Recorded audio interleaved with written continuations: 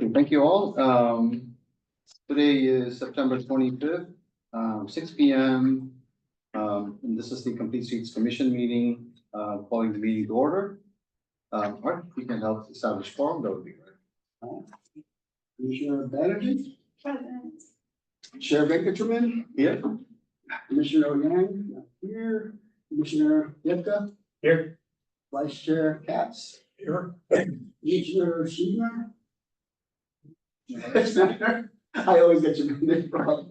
Here. There you go. Commissioner Helmholtz. Here. Commissioner, Quorum, that's it. Yeah. thank you. Quorum.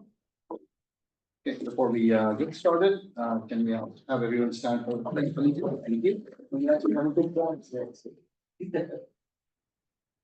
I pledge allegiance to the flag of the United States of America and to the republic for which it stands, A nation under God, indivisible, liberty and justice for all. Thank you. All right, so before we get on the agenda, I'm calling for public comments for items not on the agenda.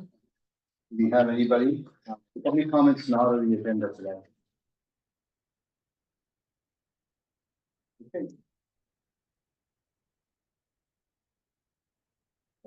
Let's put the consent calendar. Unless anybody has issues, do I have a motion to approve the minutes from the 28th meeting?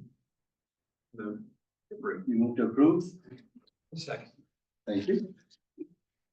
So approved. All right, now, vote yes. Unanimous, yeah. Yeah, we're not.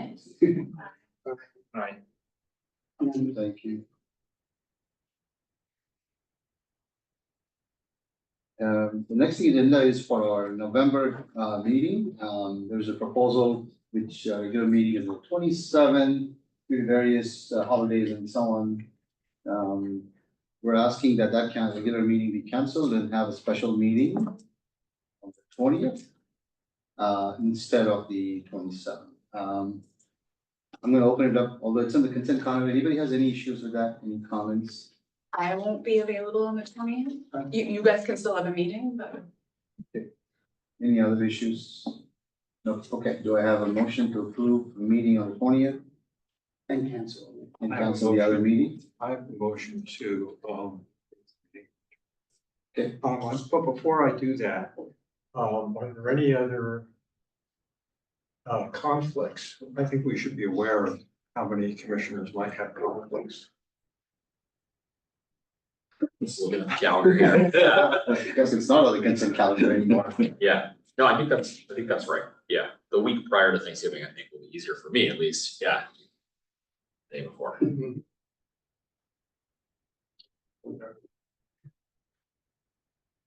oh wait, let me check. I thought that Tom? the 20th is right before. 27th is the day before. Oh, maybe I got the dates. Commissioner Schneider, are you okay?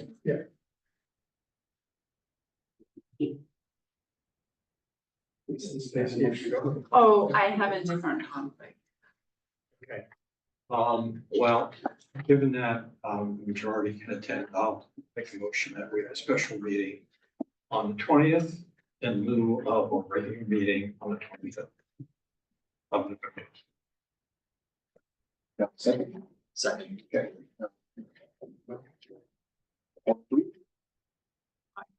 Aye.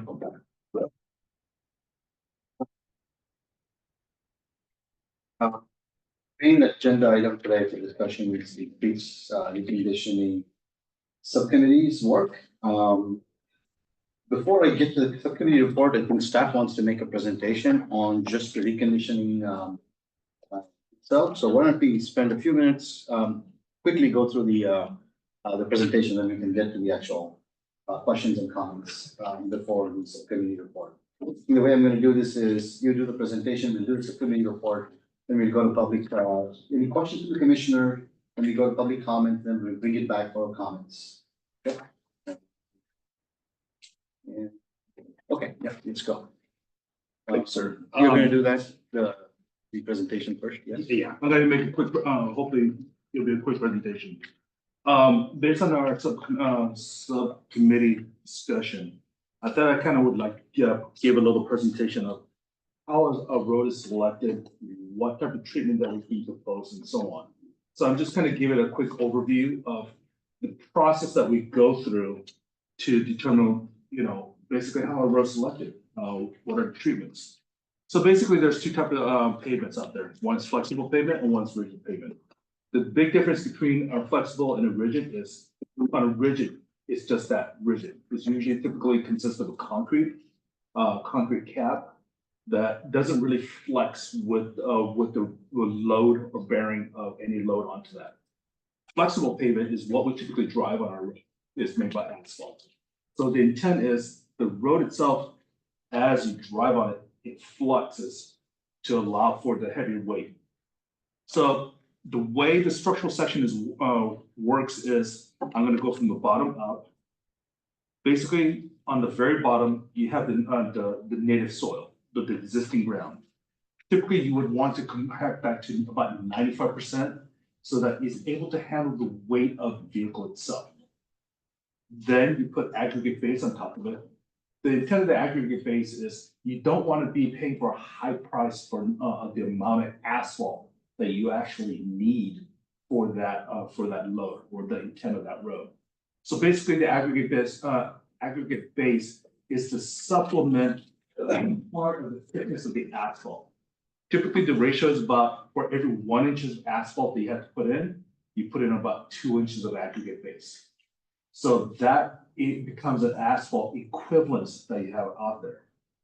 The other thing that you typically determine as part of this whole process is what type of soils do you have? Is it a very clay, expansive soil? Is it sand where you can compact real easy because it's very porous? So depending on the soil type, depending on the road classification, depending on how you want that road to be utilized, will determine how that road is constructed or designed. So like your typical residential area where the majority of the traffic that you're going to be seeing in your residential area is your everyday commute vehicles, your residential cars. You'll have a heavy load once a week, which is trash. Okay, so they consider that incidental traffic going through that. So you don't really account for that in the design. So for that reason, you typically have like 2 inches of asphalt over 4 inches of aggregate base with the top 6 inches of the native soil compacted for that load. Now, when you start going to other classification like collectors, arterials, that structural sections start getting beefed up more because you're going to start seeing a heavier traffic load, fully loaded semis, more of a bus, commute cars going back and forth across towns and so on. So the structural section itself is very different.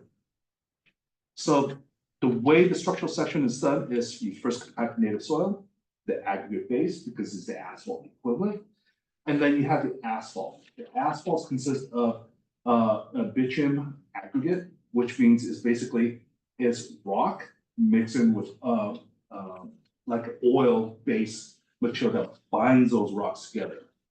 You also put in various sized rocks, depending on what kind of mix that you want. And typically, it's Caltrans is making a recommendation based on how long their test shows how long that asphalt will last. Typically, you want to design this road for about 25 years.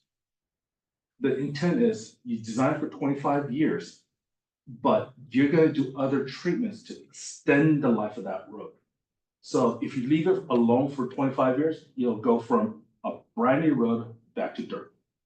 So as the time goes on, it is the intent to go ahead and make additional maintenance on it to expand that road from 25-year life, maybe 50 years, maybe 60 years. There are different treatments that you actually utilize for that.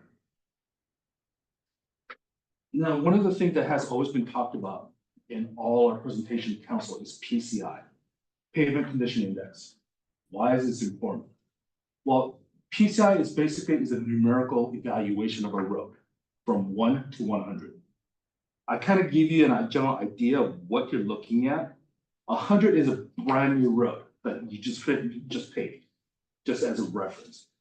Let's say, a 1 is probably like a dirt road that you haven't done anything to it. So it's virgin road. So you kind of have a general idea of what that you're looking at. So from 85 to 100 is considered good condition. From 70 to 85 is considered satisfactory. 55 to 70 is considered fair. And then it just kind of goes down from there. Just as a reference of what these various PCI indexes, on the right, you can kind of see how the PCI kind of shows. Can't really see it right here, but hopefully your handout will show it. 90 is really good condition. 70, okay, we start seeing some of this distress. Around the 40 to 64, we start seeing a lot of cracks. So you may start seeing not only just cracks, but you may start seeing, potholes starting to form. You may start seeing some of the distress of the road. When you start going down below 40 is when you start seeing really bad conditions. The logic behind that is, if you look at the curvature, a road doesn't just linearly decline. It will go at a curvature decline. So it'll go steady, that once it starts degrading with cracks and so on, it'll start degrading faster. And as more cracks form, it's gonna start declining on an exponential rate. So as you can see from this graph, fair is about, like I stated, about 70, let's say 75.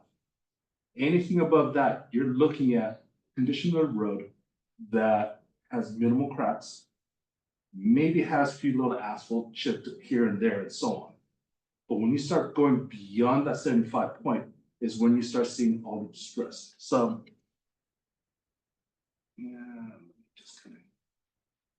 I'll just go from here.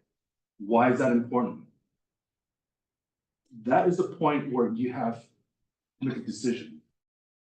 What type of treatments are you gonna do? Anything that start going down to the 40 range, you're basically having to reconstruct that road. Okay, that means you either gotta mill and grind it, you can either mill and grind it, which is just removing of the asphalt top, or you could do reconstruction, which is basically take the whole road down to the native soil and rebuild it. If you start doing some sort of treatment above that 75 point, then you could do other treatments like slurry seal, microsurfacing, some other methodology that is fraction of the cost. Okay, so like case in point, this year's microsurfacing project that we just finished, that was about $1 square feet. But for asphalt, that same square footage may go up to $45 a square feet. Okay, so that is why it's very critical at that 75 point. You're trying to get it above that, maintain that level, so you could do minimal maintenance requirements. Anything beyond that is no. As you go down further down this curvature, you're looking at more cost. Cost impact to it is pretty great. There's six types of reasons for payment to be failing prematurely. During construction, we may not have done our due diligence and looked at the soils. There may be a drainage issue, so waters keep ponding on top of the road. You have the traffic usage. We may have designed a road that was originally intended for residential. Now we have a connection. Now it's utilized for more of a collector road. So you have more cars driven right through that area. We may have not used the proper materials for that road. So instead of using 3/4 inch rock asphalt, maybe we used a 1/2 inch. It makes it look pretty, but it's not able to handle as much load. We may have we may have just screwed up and not designed it properly. Maybe we got the wrong information, geotechnical report and so on. Or we just didn't do our due diligence on our construction. So they're basically, those 6 items are the major factor that would impact condition of the road. To go back, poor soil.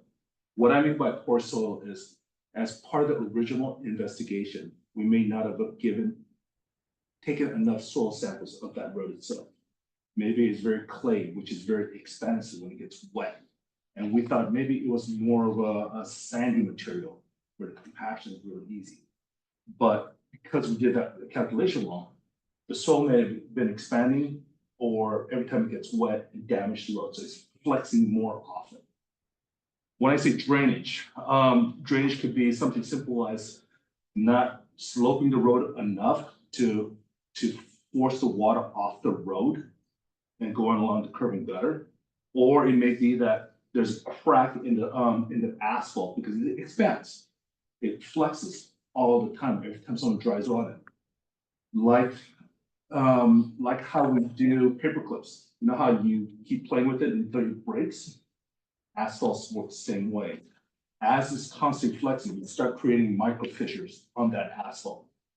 When water gets on it, because water is not very easily compressed, every time water gets in that crack and it flexes, it's not able to go back to its original shape. So it keeps opening up. As more water goes in, it'll keep expanding. That's when you start seeing major cracks in the road. So there are treatments that we could do to mitigate that. But if we don't mitigate it early enough, or we don't catch it early enough, that's when you start having failures. Traffic usage, like I stated earlier before, it could have been designed for a residential road. Okay, but eventually we have semis driving through it.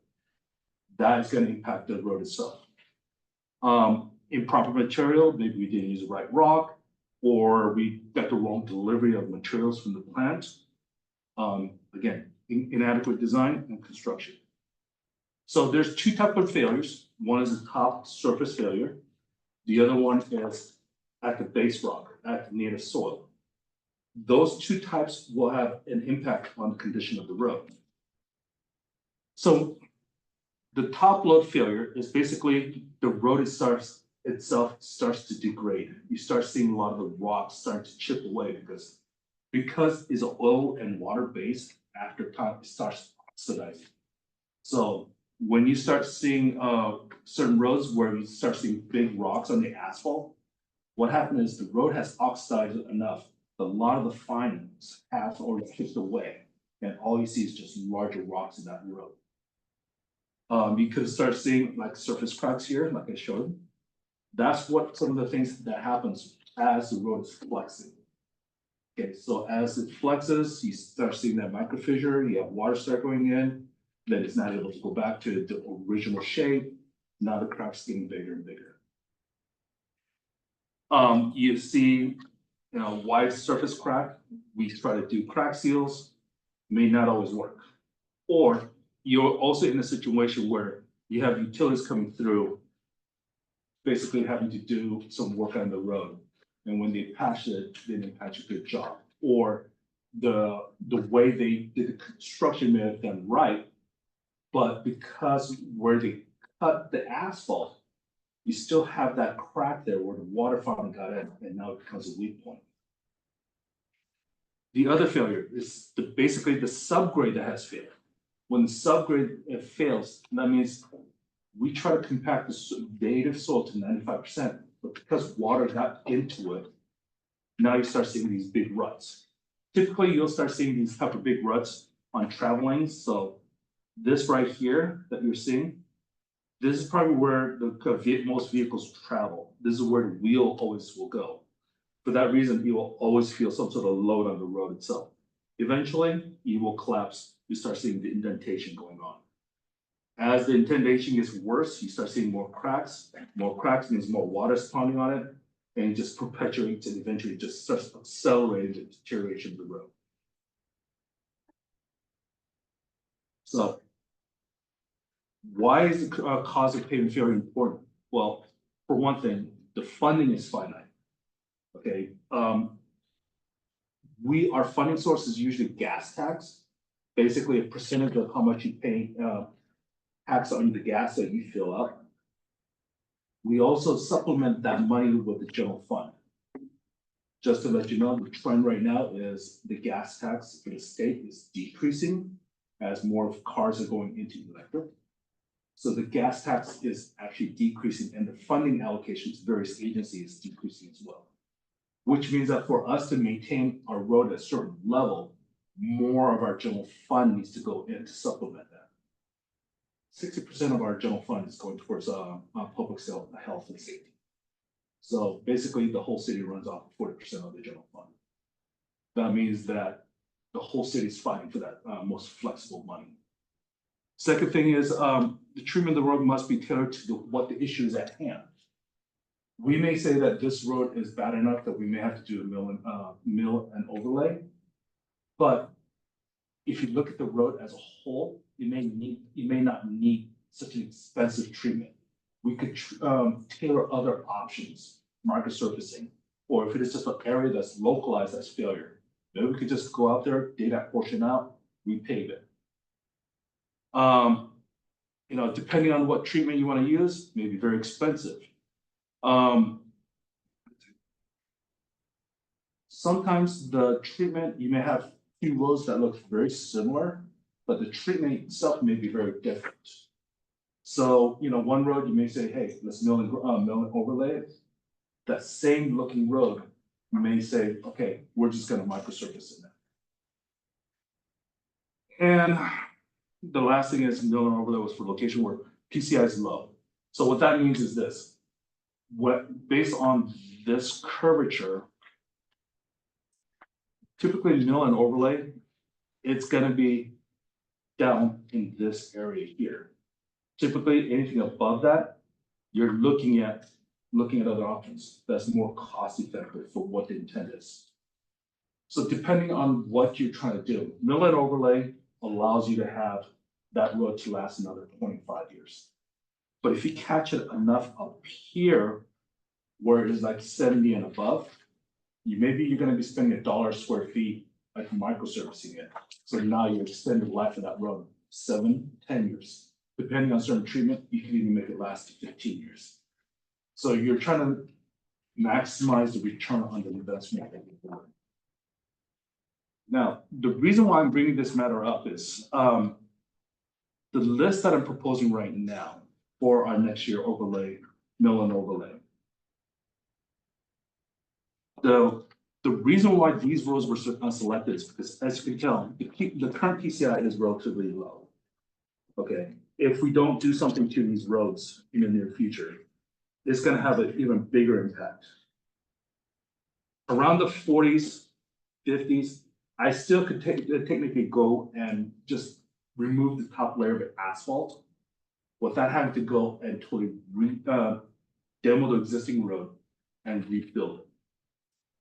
So this is at a critical junction for us.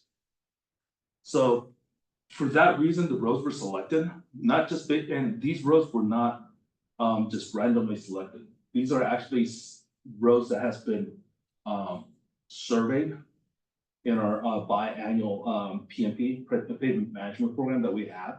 Every 2 years, we look at all the roads and see what is the rating on these roads, what are the conditions. The list that is currently listed, proposed for the next fiscal year are roads that should have already been done last year that we never got to because of staffing level. I did add some additional to this for the next year because I actually had a little bit of a cost saving on this year's statement. So that allows me to bring more project in. One of the directions that the council has given us was that they would, instead of just using strictly PCI, they would like us to go ahead and bring safe route to school as a factor in our selection. So that's what I've done. I've gone through and listed all the location that is a safe route to school with low PCIs. So I was very surprised that a lot of our safe route to school has such a higher PCI rating. I was expecting a lot lower. So those locations are going to have other treatments that I have not identified yet.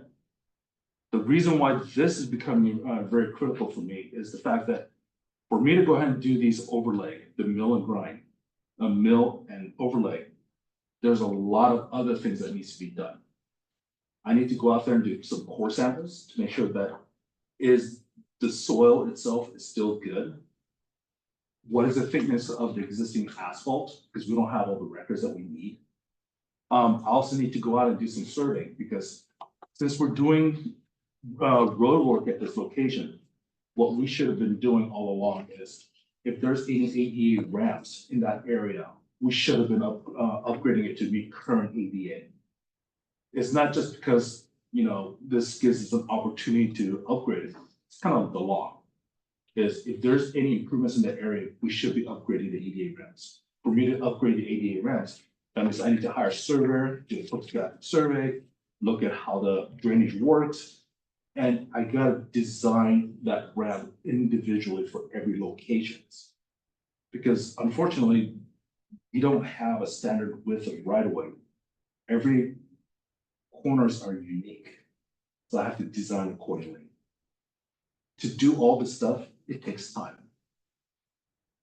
For me to try to go out by February, that means I need a list that I can work off now. Because by the time I award a job to, a contract to a consultant, I'm already burned through 2 months.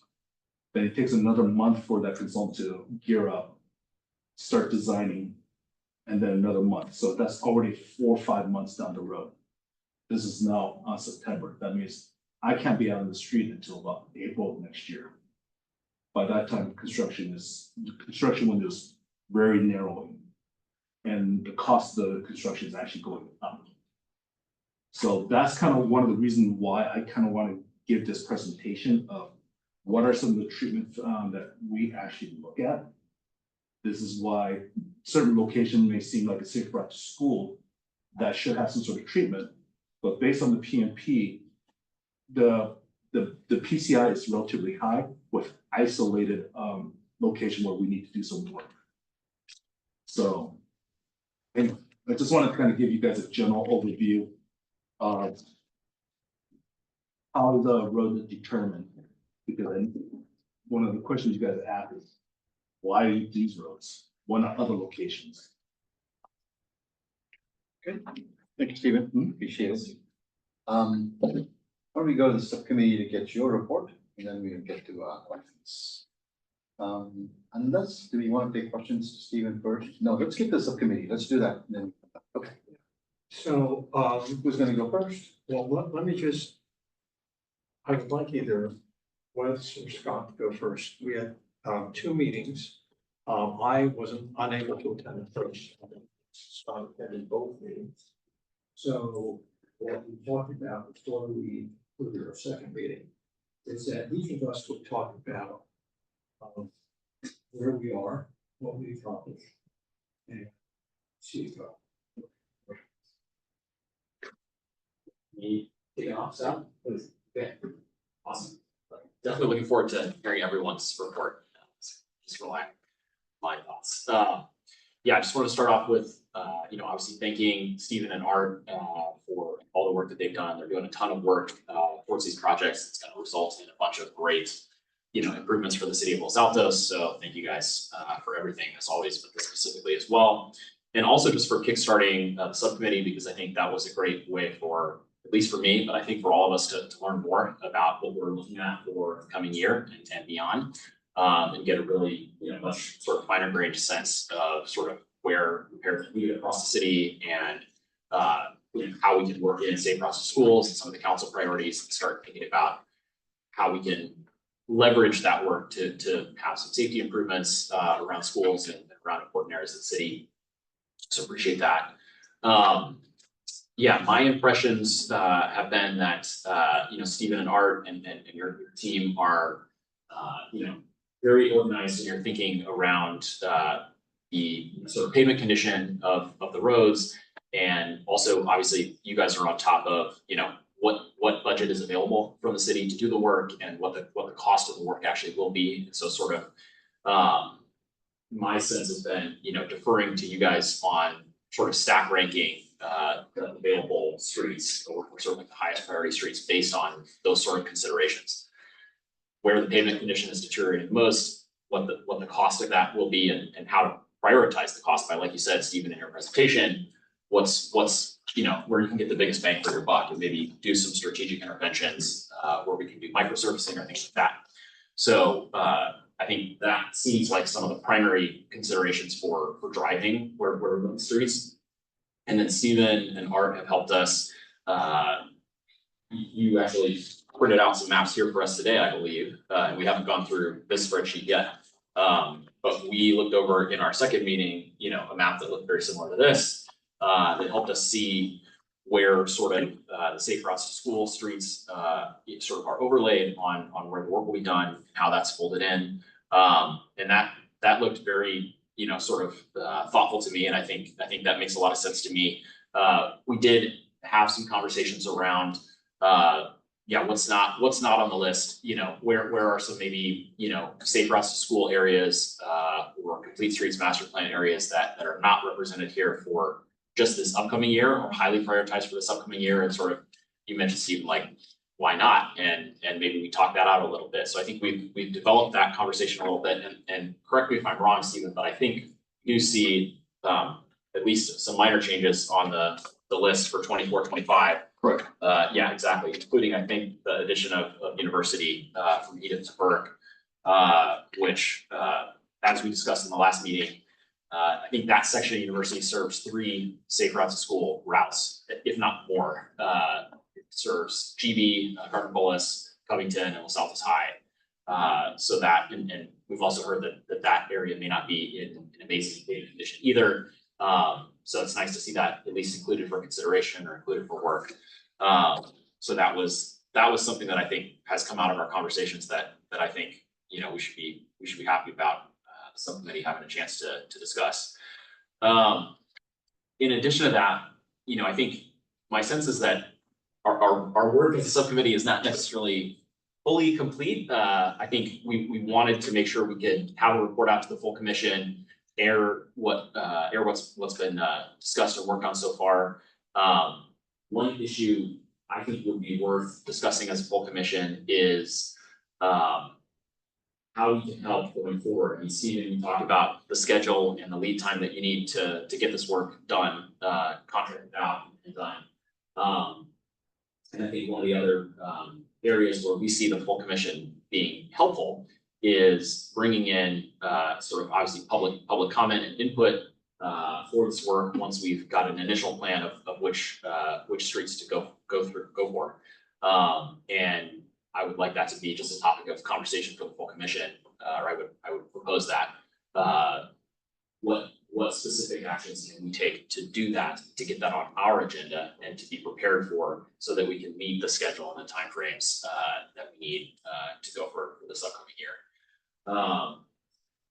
Those were the main points that I wanted to make sure that I raised with this. Yeah, reiterate, thank you to Stephen and Art and to the other subcommittee members as well for the work that folks have done, and the meetings that we've had and in between. And yeah, I look forward to hearing other thoughts and happy to talk in more detail about any of that as well. Yeah, I echo Wes's comments, so I won't repeat anything that he said, but I concur with everything he did say, no objection. I'd also like to add, it seems like we're playing catch up, so that was a message that I heard from Steve on this. I mean, we got a very complete insight into methodology. It was repeated today regarding this lovely kind of overview on how PCI is rated, what this looks like.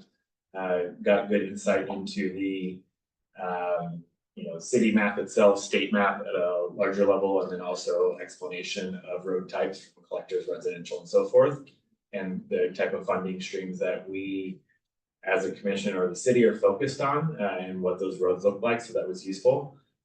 As a result of our meeting, the safe routes to school map overlay was added to the city map. So now residents can go on and in the Los Altos map tool, ultimately select safe routes to school to see where those routes are. So that was a nice addition and outcome of our meeting. So thank you, Dara and Steve, for getting that done. And yeah, I mean, for me, it was just when I talked about my neighbors about what's happening, my partner understanding that we have a plan that's multi-yeared, thoughtful is good to see. So yeah, I mean, we decided to leave the subcommittee open for a longer stretch, right, as this continues on and the work that goes underway, but yeah, overall positive. Okay. And then one adjustment, I guess, to Steve or Stephen, I keep calling you Stephen, thank you. I'll go by age today. it's trivial, but in the numbering sequence on your thing, there's 2 22s and 2 23s, maybe there's just a numbering line sequence, and I don't know if that is large report, but. Thank you for taking both of our requests and creating a nice summarization for us for the broader mission in the city to see. Yeah, I just like to add a couple of things. One is that I'd like to recognize the amount of work and energy that went into pulling this together. And it was really not the subcommittee that did the majority of that work. It was really Stephen and his team that went back without context and without the history that some of us on the commission have, having been through previous years of looking at what's out there and where the noise is in the city. And very quickly, in the grand scheme of things, we pulled this together in a very organized and well thought out way. So I'd like to thank staff for pulling all that together as quickly as you did. What occurred to me when I first looked at this were a couple of things. So one is, you didn't really talk about the map, and those of you, I don't know how many people are on Zoom, but if you look at the map, is that there's actually more safe routes to school in terms of miles. Green is safe routes to school, and the red is not safe route to school. I think that's good news in a lot of different ways. The $2.5 million that's going to be spent, if all of this actually is accomplished in the fiscal year, is pretty significant. And if you add that to the $7.5 million that's coming from the federal government to do San Antonio, I mean, that is a huge amount of infrastructure that's going to be added to the streets in Los Altos. One of the things that I think about is when we formed this subcommittee, what we talked about was to support staff and the whole commission, the identification, prioritization, review of street improvement projects, including servicing, striping, and safety elements and product projects that improve safe routes to school. Yesterday, finally, I had a re-interview with the city council for a second term. And there were 5 city council members there. Each one of them asked a question. 2 of the questions, at least maybe 3, but 2 of them had to do with, because I was an incumbent coming back, what I learned. One question was specific about what we just did with Jardine. And what my objectives would be, or what I would hope to accomplish in the second term. And I really thought about that in answering those questions. And one of the things that I think troubled everybody, including staff, as much as the commission, was having to go back and review Jardine a second time. Not only because of the cost, which was significant, but the amount of energy and the amount of frustration that it created for everybody who was close to Jardine and had to live through the first implementation and what that entailed, and then have to do a second one. And so one of my answers was to work with staff in a supportive way to see if over the next month we could work together and help each other so that we didn't have reviews. So that products could get done on schedule and could get done correctly the first time so that they never have to do that.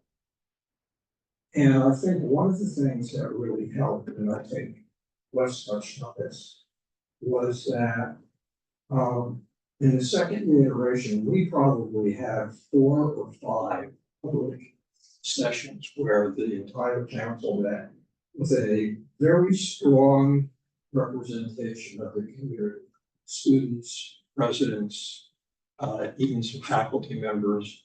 And what I walked away from that process was that the first solution that was presented by the consultants, that this is the new plan for Jardine that's picture perfect, was not close to picture perfect.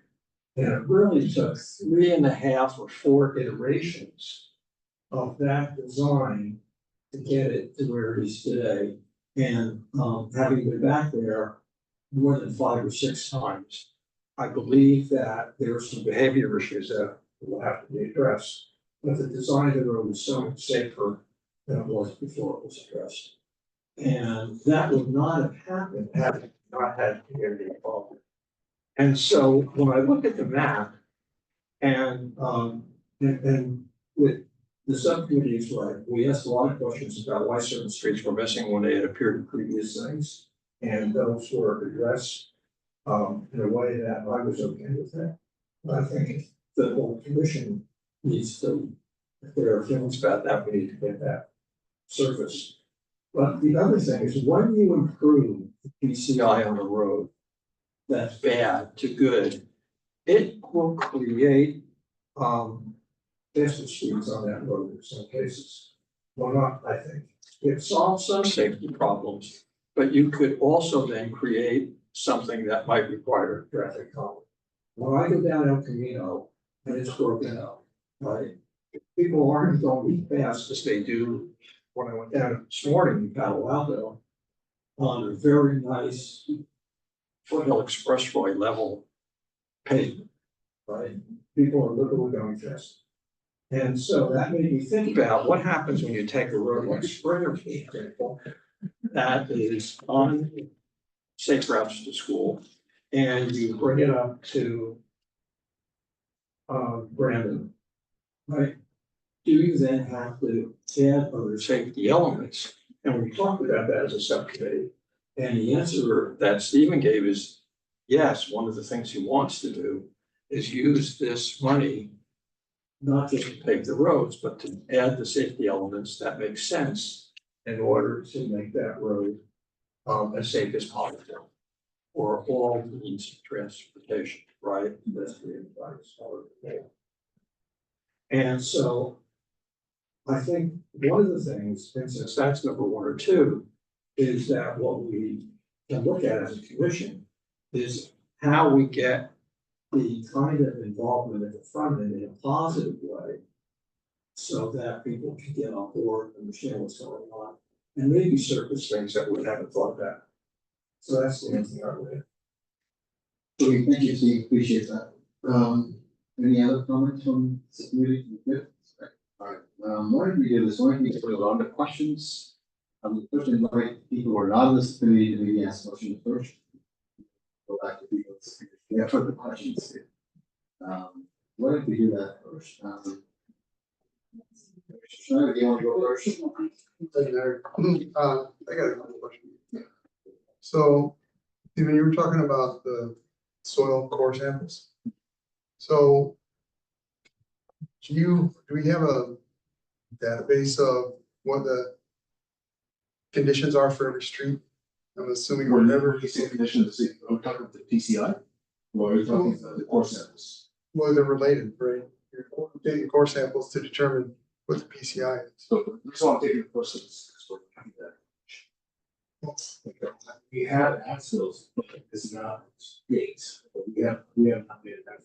So that data was not collected from before, the same. So the one thing that we brought this year was going to put through the surface overlay is the fact that we assumed that existing core sections were 4 inches of asphalt over 6 inches of aggregate base. But when they actually went through and removed the asphalt section, there's only actually 2 inches. So The core samples is to determine the section. Well, I don't understand what's in- It's not a PCI. It's just a section of the street, you know, how thick is it, you know, the base shot, not the AC. Right, but that should affect, well, indirectly affect your PCI as to how fast it's gonna wear down. It's two Yeah, separate, but, yeah, it's two separate things. Yeah. That's it. right, but it's still gonna affect it if you have 4 soil samples. So, And then you expect it to wear down, last 25 years or more, and then it doesn't. let me clarify that, those two categories. The intent of the core sample is to see what is the integrity of the existing structure. Right. So what they actually do is they actually drill basically, and take a core of that structural section. And based on that cylinder that they remove, they'll be able to tell how thick the existing asphalt is, how much of the aggregate base is installed, and if any, what is the density of the native soil. So you can kind of see that as a structural section. That is just for design of how you're gonna specify on the plans, how much asphalt to remove or so on. Okay. PCI is a little bit different in the fact that to determine what a PCI is, pavement condition index means how much of the existing pavement is distressed. So lower the PCI, the more that road is distressed. Do I understand that? Okay, so. When you guys think the core samples, I'm assuming you're keeping track of all the streets that you've taken the core sample. We will keep track of those. That's something. So every street, you do that for every street? Every street that we work Yeah, it's not been done before. on has been. That's very important. Then can I just clarify the comment here? Good point, good question, but I also want to see that as part of the PMP, the surveys that we do, these are a standard procedure, is correctly enforced. It is, but it was not. No, like I said, it's two separate things. Yeah, I understand. When you do a PCI, you're looking at the superficial condition of the road. You're not taking any core samples, you're just looking at, given X amount of square footage, what is the number of cracks, how much of the existing asphalt's deteriorating, so that's what PCI is. Right, no, I understand that. My point was really trying to understand if there was a database of all these core samples taken, so there's not. No. So we're gonna be keeping track of that. So when they do these core samples, do they take it like on each side of the road or every No, quarter mile or what? no, typically what we'll do is we'll just basically say, take a sample at this location, so many areas. So typically, the structural section of the road is pretty consistent. So what we'll say is, let's say within this one block, take two core sections. So what they'll do is they'll go out there early in the morning or whatever we tell their guys to go out there. Basically close the lane, drill, get basically a core sample, backfill with asphalt, and they give us a report. So maybe your 10th mile. Then It depends on what the structure, what the section is. I mean, I may be in a situation where I'm a cul-de-sac. But like a Springer, and we take maybe one or two samples in the block.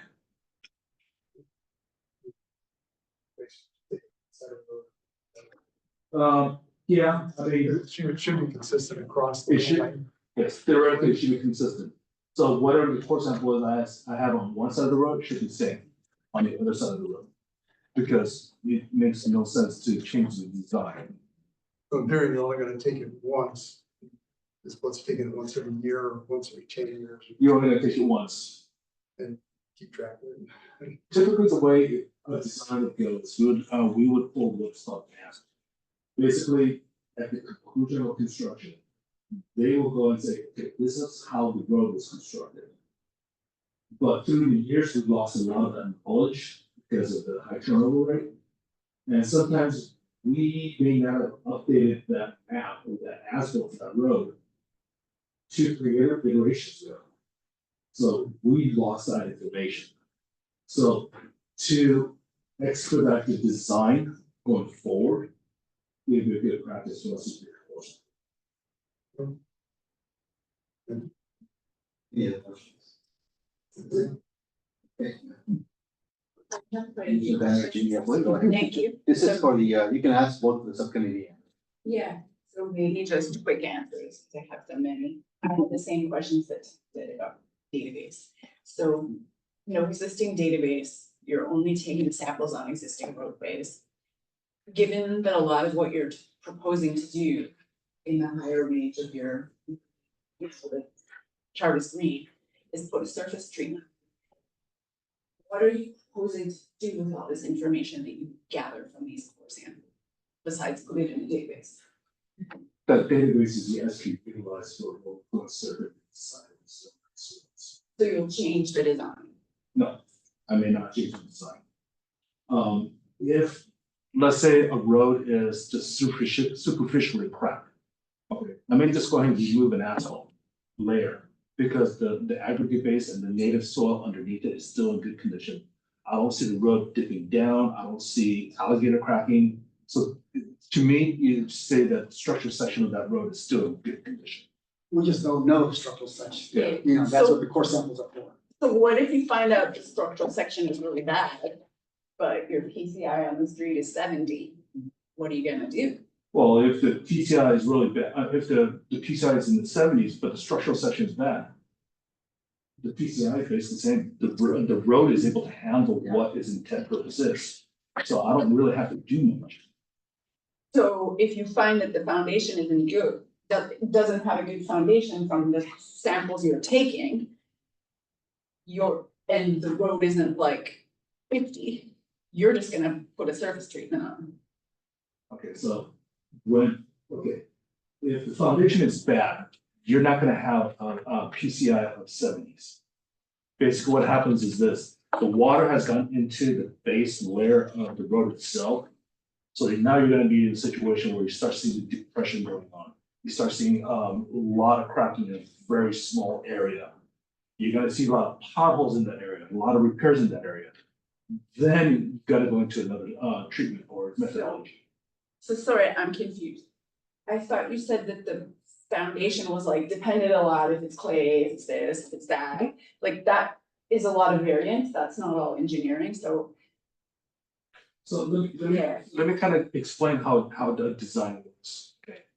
Let's say we have a very virgin road, okay, or for that matter, a good example would be you're putting in a development, you're putting in a parking lot, okay? He has never experienced any traffic before. So you need to find out, okay, what soil in the. So you'll have a geotech go out there, take core samples of, basically a sample of the dirt. And they're gonna basically tell me what type of soils are out there. Is it expansive? Is it alluvial? Is it sand? What is it? Is it clay? Based on that, they're gonna give me what is called an R value. Higher the R value, better the soil material is. I don't have to put in a lot of effort into it. If an R value goes down to, let's say, 30s and 20s, I'm now looking at having to take all that dirt out and start bringing imports because that soil is not very good. So that is where a soil geotechnical engineer comes in. They give you a recommendation of what the design has to be for you to be able to handle the intended use of that road. So in our case, the reason why we need the R value is because we need to find out. We don't know whether we have only 2 inches of asphalt, we have 4 inches of asphalt, or maybe it's all asphalt. We don't know that. So with the core sample, what that will do is they'll give us a clear understanding of what is the structural section of that road. Okay, we already know what a PCI of that road is. If it is in the 40s or 50s, we know for a fact that there's something else going on. The core sample will kind of give us a general idea of what the structural section is, how we're gonna have to address it.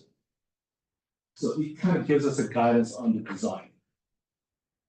A PCI is basically a visual inspection of the top of the asphalt. It has nothing to do with the structural section. Understood. So I think where I was trying to go with these questions is we're taking all these soil samples, but a lot of the treatment we're trying to do is just put things over the top. Right. So it's great that we're creating this database because it's too bad it didn't exist, but I'm just trying to understand what are we gonna do with it?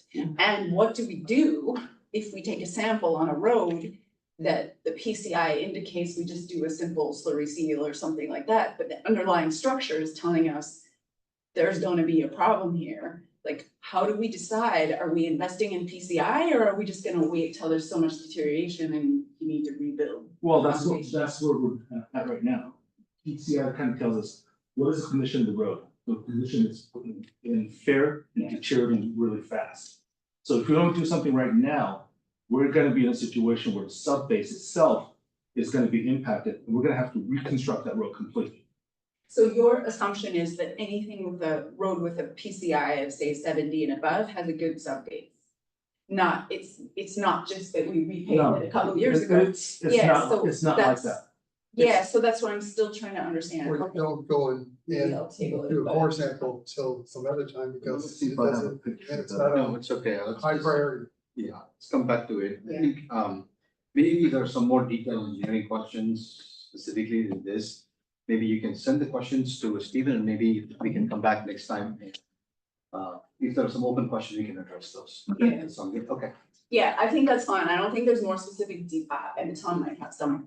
It's just more sort of where are we headed with this data we're Yeah. collecting? Well, let me And just to answer your question, a lot of those database is gonna determine what is the quantity of asphalt we need to replace.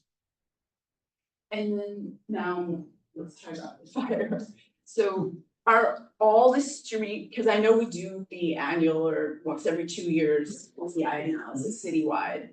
Are the streets with the lowest numbers all on this list? No, that is not. So how many other streets have low numbers that aren't on this list? And why aren't they on here? The reason why it's not on is it's an elevated to priority because one of the factors that was utilized, there were many factors that were utilized. First factor that was utilized was a safe route to school, per council direction. Second thing is, what is the classification of that road? Is it collector? Is it arterial? Is it residential? If it is collector, you get the most amount of bang for the buck, basically, because you have more cars traveling through that area compared to residential, which is maybe 6 homes. So that road may not deteriorate as fast as some of the major roads.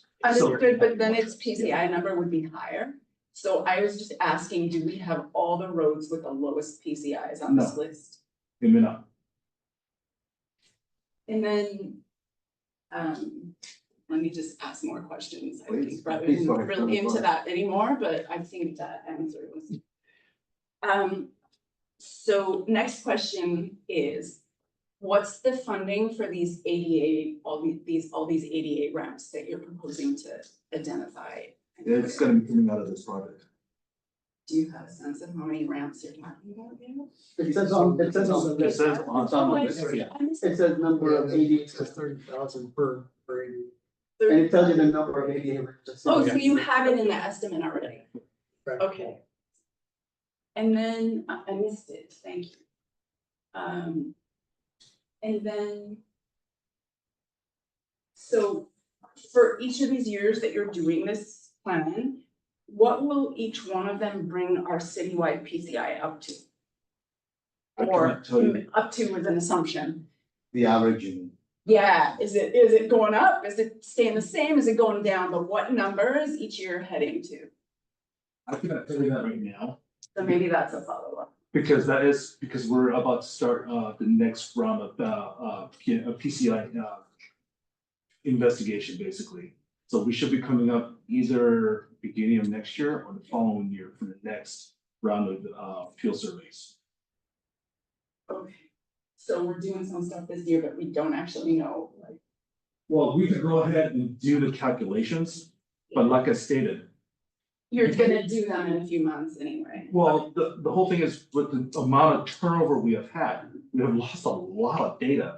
So that I cannot tell you that we did this number of miles and it went up this much.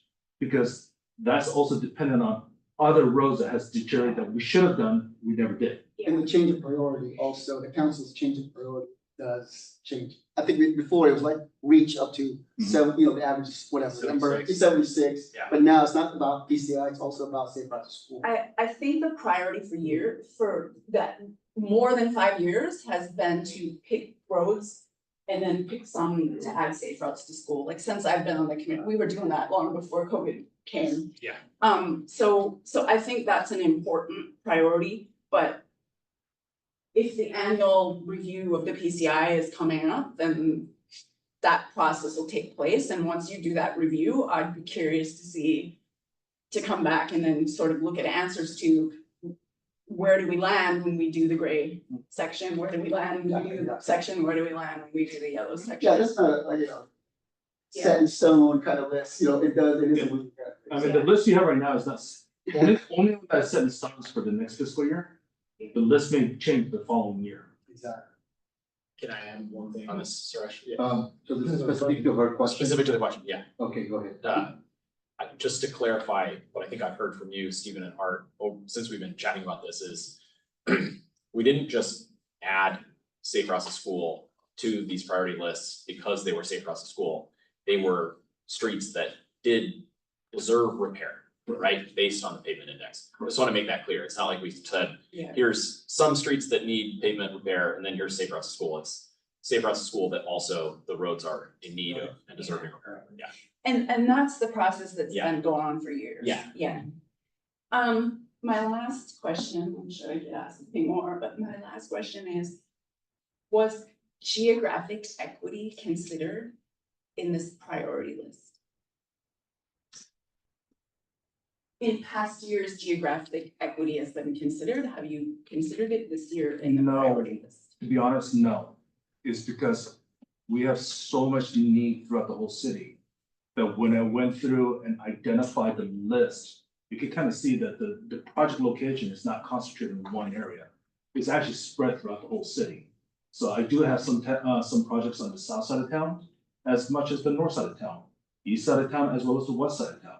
So it's not one area concentrated.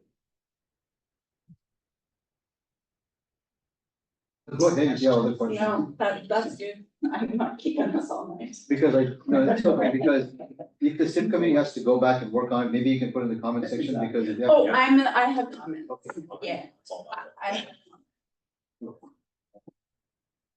Okay, my turn. A couple things. One is, I just want to follow up and try to understand not the technicalities, but the process. So there was a question about PCI surveys. When we did the last survey just 2 years ago, you have access to that, correct? Yes. Okay. And as part of that, these core samples were not collected. No, it was never. Do you expect that the next one that you would do that? No, you're not. So. When you do a PCI, you know. You know. Okay, so that's a clarification. I hope Commissioner Schneider heard that. Did you hear that, the answer? And The standard practice is when you do the survey, core samples are not collected. So there's no, the It's expectation. all visual. Right, the PCI. Yeah. Yeah, Yeah. right, I understand. Yeah. Yes, and there's no That's plan the to assumption do. I made, I said it's all visual. Top Yes, level. That's right. And on the next survey, that core samples will not be collected again. That's the standard practice. Right. Right, okay, so. I This is just a wanna- separate thing from what. Right, so which basically means that that database that you maintain is even more critical. Well, the chill, once. Yeah. Period, but Yeah, I'm sure it's there's still- still, exactly. there might be other factors. The question I have is then what's the process then, if we have turnovers in the future, that we don't lose the data again? That's what I'm trying to create. Exactly. The next question I had was,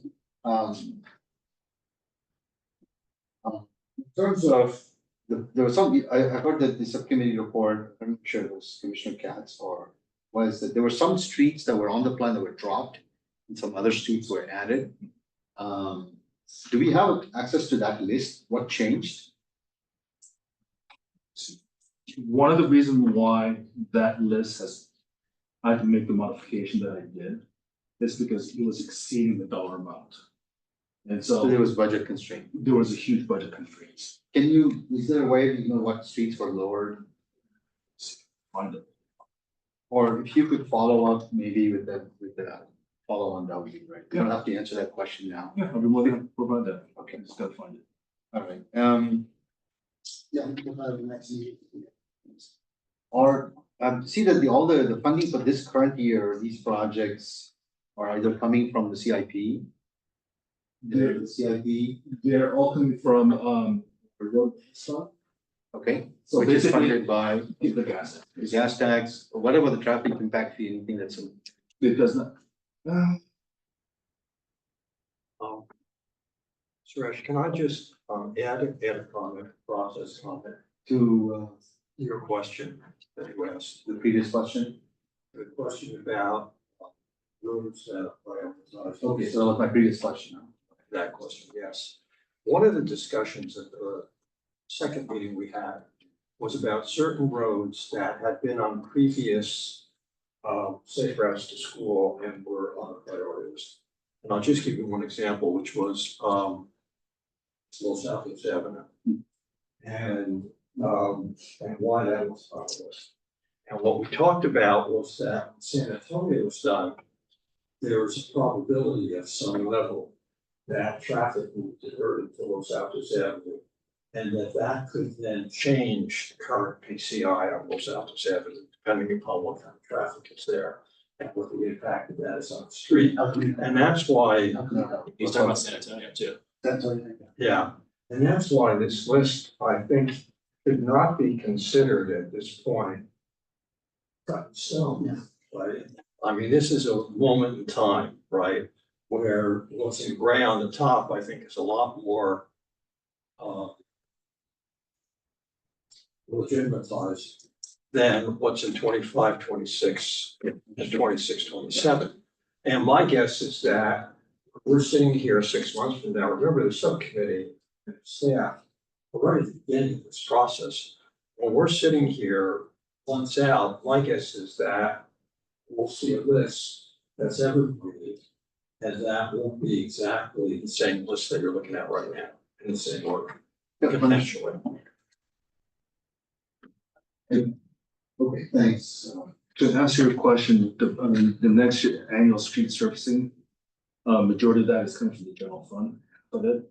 The remaining fund is coming from gas tank, Measure B, and our road maintenance account, Measure B as well? Measure B as well. The whole reason why the general fund is involved in it is because per our agreement with the funding agency, we have to basically provide general fund as a match. And are there any streets that was on the list that we can target other funding sources? Do we know? Other funding sources like, Um, one of the challenges that the city is having is OVAG, OVAG is a grant, yeah, so you have to apply for it. yeah. The city has not been very successful because we're considered an affluent community.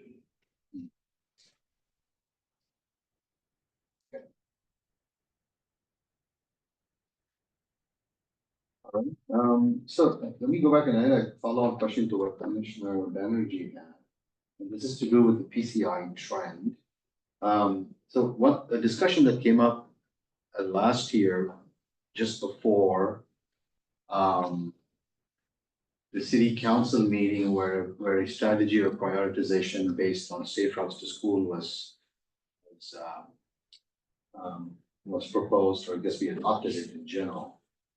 There was a concern that if you looked at the way we did the PCI and if you trend it over the next 3 to 4 years, we were essentially moving the burden farther and farther out in terms of funding projects, CIP projects. And I think this is where the question, Commissioner Banerjee's question was going is, if we don't have an idea or a projection of where this is going, let's say we make decisions, what does it do in the next 4 to 5 years in terms of funding? And that's, I think that's the motivation for the question, and that came up last time.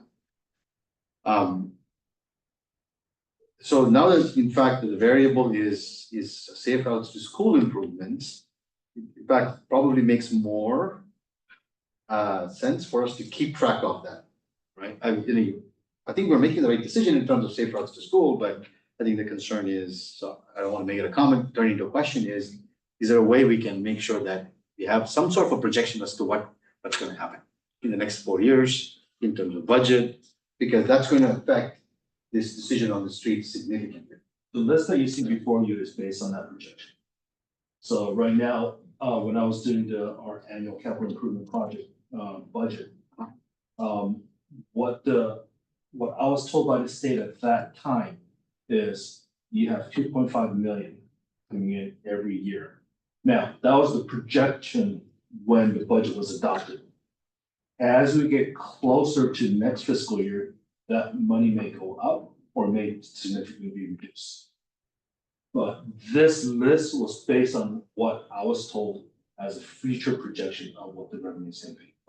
Okay, the projection of the future I was not so focused on the revenue projection as to the projection of the PCI. Cost, right? No, Oh, no, the sorry. projection of the PCI itself, Okay. right? Now, we're making decisions based on safe routes to school. What's the effect of those decisions on projections for PCI in the next 5 years? Let's say for some reason, we deprioritize a street this year because it was not on the safe routes to school. What we're essentially saying is we're letting it deteriorate for the next 2-3 years possibly. Now, is it going to put it over that curve, you're steep there, and that could significantly increase our cost 4 years down the If lane? you look at next year's project list. Yeah. It's significantly less than the number of safe routes to school in this coming year. The reason why is because those locations has already been identified with already a low PCI. So if those are not addressed, our average PCI will be significantly Okay, reduced. okay, gotcha. So yes, safe route to school is one of the determining factor, but it's not the only factor. Understood. So I guess okay, I think I'll hold off until comments.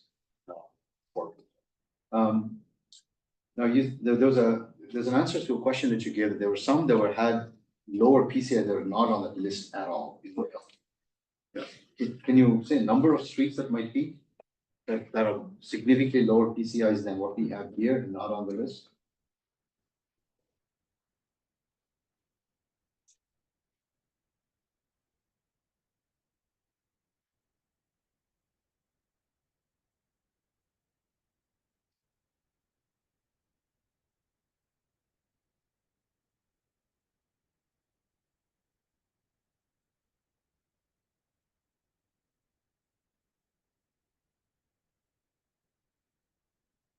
But if it's gonna take some time. we can- No, I'm pulling it up right now. So it's just a matter of finding the right section.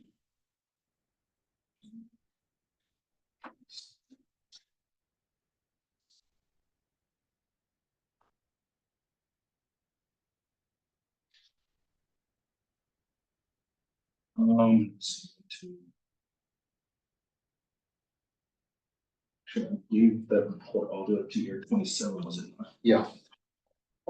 The 27, 28, and we see 27, 28. Okay, that's where it stopped. Yeah. 27 is where it stopped. So these are the recommendations based on the low PCI. So you have all the streets in here. Yeah, all with all the information I'm gonna get. Okay. So I thought you said, no, there were some streets that are not on the list. There are some streets that's not on the list. Well, let me clarify that. There are some streets that was identified for this coming year that I have basically bumped down, whether it is because it's not a safe route to school. It's a low volume, it's not, there's several factors that that it did not meet. So I reduced it to a future year so I could bring up other streets. Okay, but they're all on this list, on this. Up to Up to 27. 27. So it's on the list somewhere on here. So all the streets with the lowest PCI are on this list, All the streets that has been recommended for mill and overlay is on the list. so they're not all on the list. The lowest PCI, all the ones that have been recommended, like, I'm getting confused here. So when the PMP went through, they made a recommendation of what year these roads should be reconstructed. Okay, so they said that these PCI at that point in time was in the 40s, but it should be pushed back many years. I So think, yeah, I think we got that, we have the question, but I think the question is still, were there streets with lower PCI but not recommended for improvements? no, because all the recommendations are for all the streets in the city. So all the streets with 57 and below are on this list, is that correct? All the streets in the city with a PCI of 57 and below are on this list. Yes Should or be, no? yes. That's what they're saying, yeah. If in general, if there's a PCI below some number, it's recommended to fix it. That's what Correct. you're saying. The consultant would have already recommended it. They should have already programmed it. The list that you have before you does not include other treatments that I'm gonna be proposing. But I haven't had a chance to go through that. Yeah, this is just for mill and overlap. Because I need that time to get that design done. But like the slurry seal and the other stuff. Yeah, those are pretty straightforward. So the PCI is It's higher, Higher. like 60 and above. 60s and above. Yeah, so by definition, they wouldn't be in the category that Commissioner Banerjee is asking about. So right? you're Yeah. doing mill and overlay on here, but you're also gonna do another set of streets where you're planning to do slurry seals. And we just don't have those yet. No. I have to- okay. Got it, that's okay, that's okay. I have one final question to the subcommittee, maybe you can answer.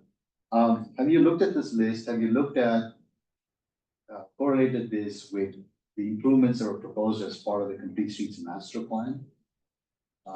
And especially two things. One is, I'll let you comment on this separately. I believe all these safe routes to school, the school improvements that were the proposal of the from the Complete Streets Master Plan have been taken care of, making that assumption.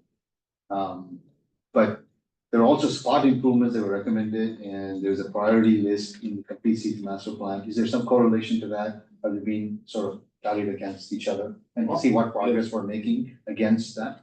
If I may, that's one of the questions that the Commissioner Katz did ask for. Yeah. So when I went through the Complete Street Master Plan, a lot of the stuff that they're recommending are things that I would have done anyway. Because like it's in close proximity to the school. So I'm gonna make it a high visibility crosswalk. I'm gonna go ahead and upgrade some of the signs that is currently out of compliance. Yeah. So those are the stuff that I'm gonna do anyway, so I did not identify those features that has been recommended in the Safe Route to School or Complete Streets. So I think the question you didn't ask, which has not been done, is that the Complete Streets Master Plan has never been updated to include the improvements that have been made. So I think that Stephen went through the Complete Streets Master Plan, took a look at what was done in the building of this list. But if somebody were to look at the Complete Streets Master Plan today, what you would see is a historical document. What you wouldn't see is a complete street master plan that's been brought up to date. That's okay. No, I don't think there's a plan to update that plan because that's a plan that's, there's goals that's set and we're gonna measure against that plan, Yes. right? Yeah, okay. The other aspect that Commissioner Katz did ask is, look at the master plan for the Safe Route to School, the improvements that's been requested on the Safe Route to School. Yeah. And that's, again, part of the standard that have been implemented in this. Okay, I'll save my comments in the comment section. Okay, I don't have any other questions. Do we have any other questions? Does the subcommittee members have any questions? Good, okay, all right. I'll open it for public comments now. So if you have any public comments on this section of the agenda, Jim, go ahead.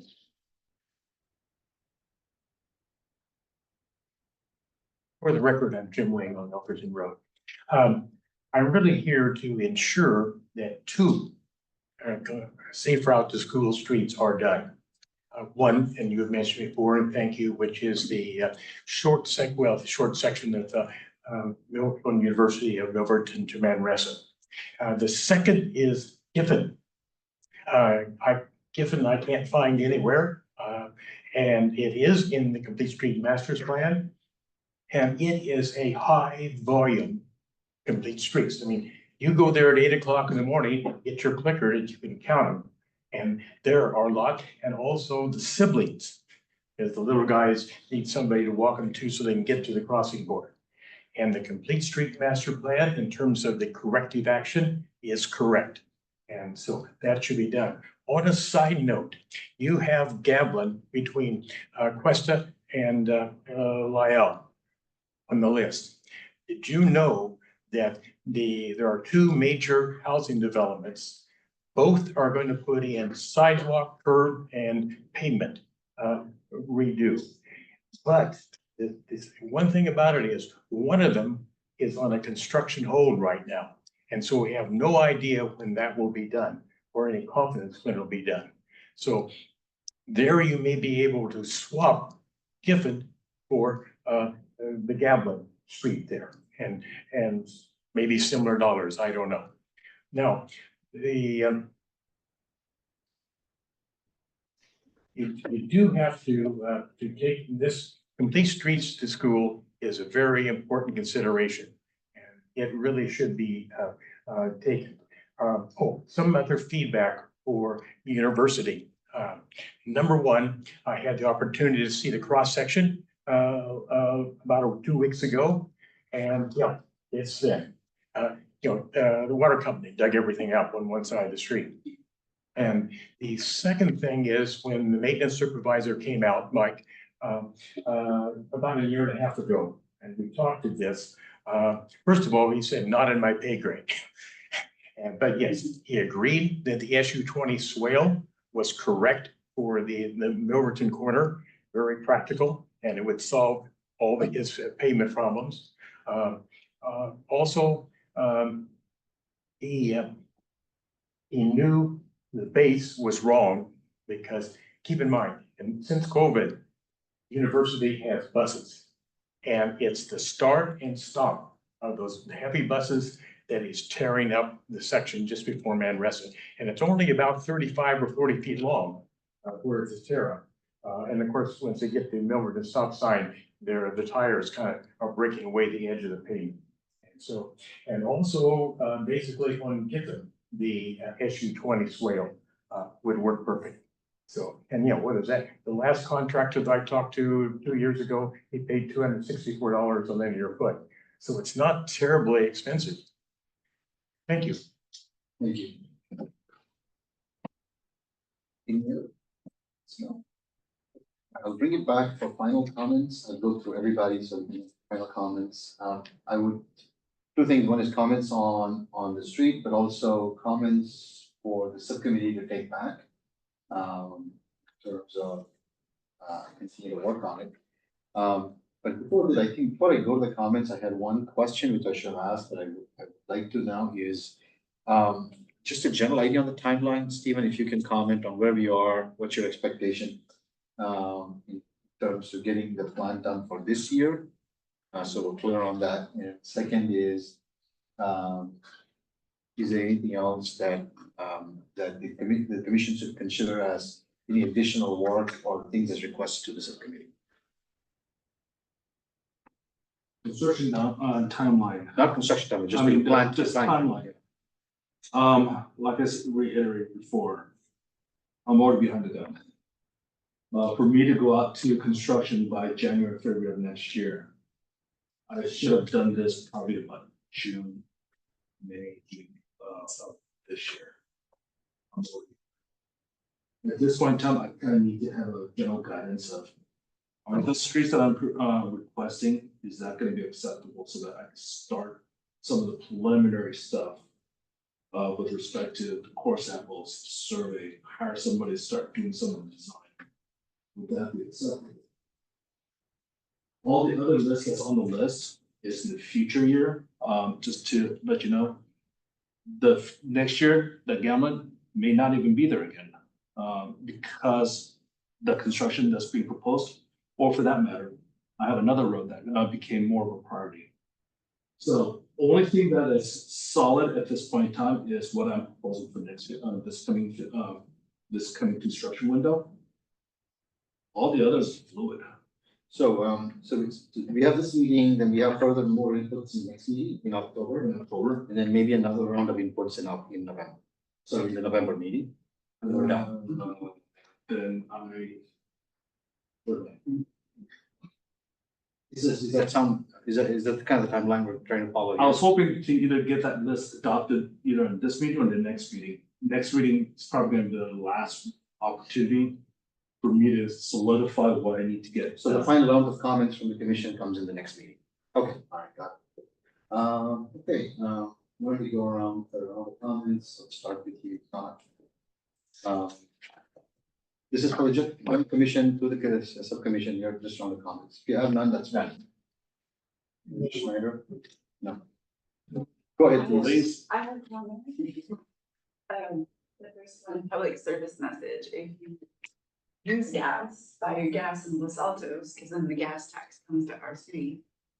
And it's on our roads, and tell your friends and neighbors, because not everybody thinks of that, yeah. Unfortunately, we don't have a lot of gas. So- stations. But we have some. Downtown, yeah. Use the one we have. Two downtown. Next thing, just a general sentiment. If this listing includes all the streets with, what was the number? 57 and below PCI. It's, I mean, the concept is fine, I mean. It's just as long as we have everyone on here that's 57 and below. Now, some other thoughts. It may come when you're doing the annual PCI, getting the updated numbers and stuff. But I think it's important for us to continue to track those benchmark numbers. As our chair was pointing out, those really impact what is going to be the long-term cost of these roads? And is our money gonna be able to keep up? Or are we gonna end it up in a police station-like situation? And that's not gonna work, because unfortunately for the police officers, it doesn't work, but it goes on. The roads on the streets, like the residents are gonna shout, so we kind of need to know where we're headed money-wise. In terms of keeping on top of the PCI, because if you don't, we haven't gotten all that details today, but the cost just goes up through the roof. And now when we're starting to talk about looking at the foundation, and I support it and the database and great, but that could potentially also increase our maintenance costs. And then if we're gonna add ADA ramps everywhere we're doing that, our city A doesn't have a lot of ADA, we don't, every corner doesn't always have an ADA ramp, and we have the challenge of we don't have sidewalks. So we really have to think about, with our limited budget, I know there's federal requirements on us, but if there's not a federal requirement, I'm not sure we should build ADA ramps to know. Like, you go up the ADA ramp and then you go right back up the street, right? Okay.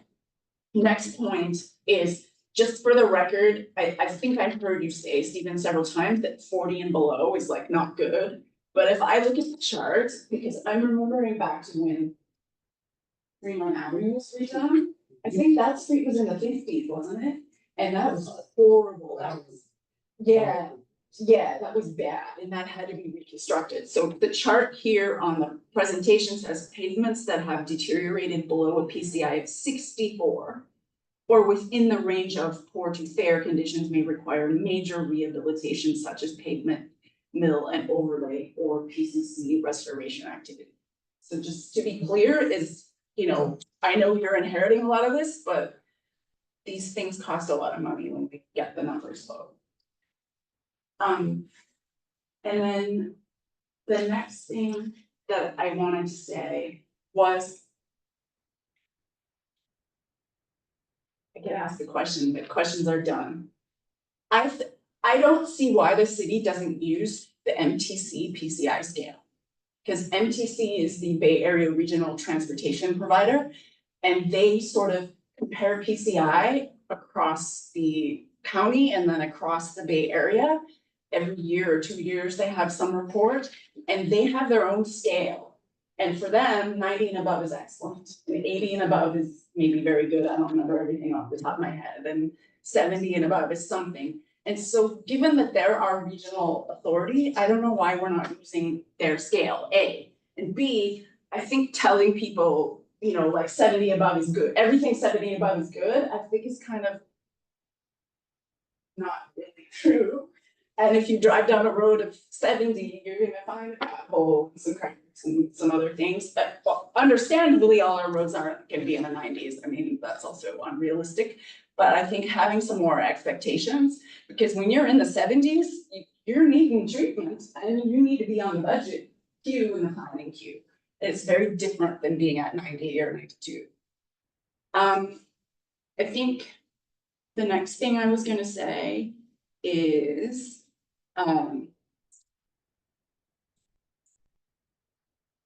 let's see, on geographic equity. In the past, we've always looked at geographic equity. It's never perfect every year, but if somebody has more one time, then maybe we look at something the next time, and especially for safe routes to school. And I think that's sort of been a more balanced for the community. Like, I think plotting these things on the map is great, so people can see where the streets are. And that's something residents will raise if you have, if it doesn't look geographic accurate, I think you will hear from somebody at some point in time.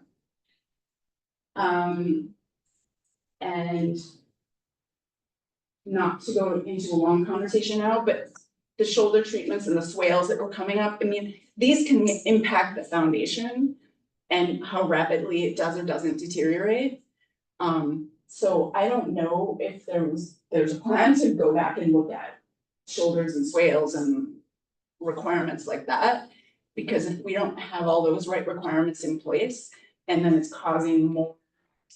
Here, so I'm seeing heads shake, but is if we don't have those right requirements in place, then deterioration can happen more rapidly, and then it costs the city more money, and then we can't keep up with what we need to do. And then the other thing, if I heard correctly, and I may not have, you were talking about construction early next calendar year. So historically, what the city has tried to do, but haven't been perfect at it, is do the construction in the summer for paving, when school's not in session. Now, if it's a cul-de-sac, it might be a different story, but just give that some thought, because if you do this stuff when school's in session, you're gonna get a lot of phone calls, emails. It requires a lot more planning in terms of building like maybe temporary, like flag temporary bike lane where there's normally a thing. It requires a lot more thought. And I think finally, I will say something. I know that PCI and El Camino has been really bad, and it can be a bumpy ride over there. But for those of you who don't use Foothill every day, it's not so perfect every day. Foothill either. I was surprised at the amount of attention and noise and newspaper articles about El Camino Real. I just went over to the corner of Foothill and that was so bad. The county's put some patches on there, but I have sort of, and maybe it's out of scope of this, but for the county road and the state road, El Camino Real, which is getting updated now, like, I'd be curious to know what are the county standards for keeping those roads maintained, because when a road has higher volume, higher speed and higher whatever thing, I mean, they should be keeping kind of those standards up. So not in your, but I think having some eyes on the county with respect to their plans on Foothill paving maintenance, because they've done a few patches, but there's also a lot of other utility projects going on Foothill now, so I think we're gonna see more deterioration. I think that's what I have to say. I look forward to the resurfacing and the other lists we're gonna get to, because it looks like you guys are taking on a lot of important work that's essential and needs to be done. Okay, thank you. No, yes, Commissioner Katz, you want any further Yeah, comments? I would like to comment because, what I heard Stephen say is that, well, two things. One is that he's looking for something from our commission.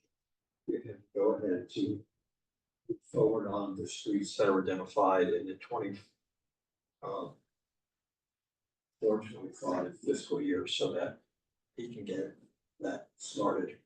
And then that process becomes elongated, the likelihood of getting those first 10 streets in this fiscal year is gonna drop substantially. That's what I thought I heard you say. Yeah, the whole thing is, there's a reason why I'm trying to get out early as possible. This year, we actually went out mid May. Typically, that's considered late in the season for contractors. Because over the winter time, they basically shut down because of all the weather. So they're trying to line up for all the work for the summertime. So if you go out to bid early enough in the season, the contractor's gonna be very hungry and eager to, basically win your job. So they're gonna be very they're gonna sharpen the pencil a lot, so they're gonna get a good price. Not to mention about being that you're already on their books and when the construction's gonna start. If you wait until like what we did this year, it's relatively middle to the late part of the season. So now you're at the mercy of the contractor on where they're gonna schedule you for the work. And if they're really not interested in picking up more jobs. So then, the other comment that I would have is that if we're going to, that's gonna be an agenda item for October. Then what would help me in that process, as a commission member, would be to have a really good understanding of these 10 roads, which of those are really straightforward in terms of not requiring design changes that are sufficiently substantial to get both public input and commission input to understand that those design changes are satisfactory through a review process. You know, some of them might just be keep the current design exactly the way it is, but fix the road. And some of them might be, we have to add these safety features, do this, do that, do the other thing. And we really want to share that with the commission. And so that would be great to understand. And then I think with that level of understanding, we could make an informed decision to say, yeah, we think all 10 are good to go, or we think 6 of 10 are good to go, and we'd like more information on the third form. You know, I'm just trying to understand the process to help this along, because what I don't want to have happen is for us to be sitting here 8 months from now, and here, you know, it's really great that we have a little money this year because we didn't spend it last year. But to the extent we don't do work this year, we just fall further behind, right? In all measures. And so rather than revisit the strategic nuances, I'm kind of a mindset that says, how do we help get this done and help get it done right so that these can be done and be done effectively? That's, I'll let you give you some time to respond to that if you want to, but before that, do you have any other comments? No. You want to have a- Yeah, I want to add on to what Steve is saying before Stephen responds, is that's a really good point. And I didn't catch that. So from what I've seen on this commission, often streets would come in like September, October. I remember having community meetings. And that was for bidding in the spring for summer construction. And even with that, and the first 2 streets we did were Almond and Covington. And Almond got through, that was before the 2-way bike track, that there was a previous paving project. Covington didn't really get through because it had a lot of opposition and not enough time. It didn't start with these things, the one where you're proposing major striping changes. To be successful for the community to embrace them, you really have to start with white space, map on the wall. Please give us your comments where your problem areas are. Then you have to come back and present a solution. Then you take their feedback on the solution. Then you come back with an updated striping plan. And this is where we go wrong on Hardin. This is where we go wrong on every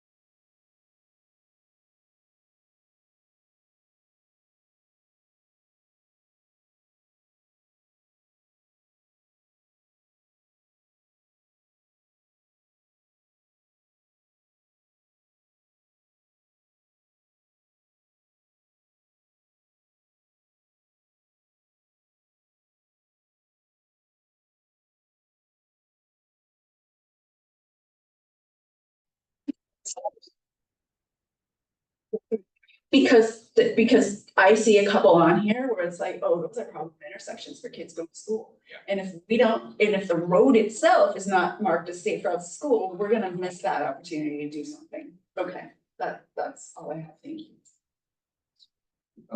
I have some, before I let, do you want to respond to the wait for my comments? And then I could just- Okay. Okay, all right. Both, I think, Commissioner Katz and Commissioner Banerjee just echoed what I was going to say. Two things, I'll just add one little thing to this. First of all, I want the subcommittee to confirm that all the school improvement plans are proposed in previous last time. Yes, and if not, because they were identified as high priority, you have to use those, would like to at least understand whether or not we've done. I believe everything is done, but I just want. The second thing that I wanted to say was, of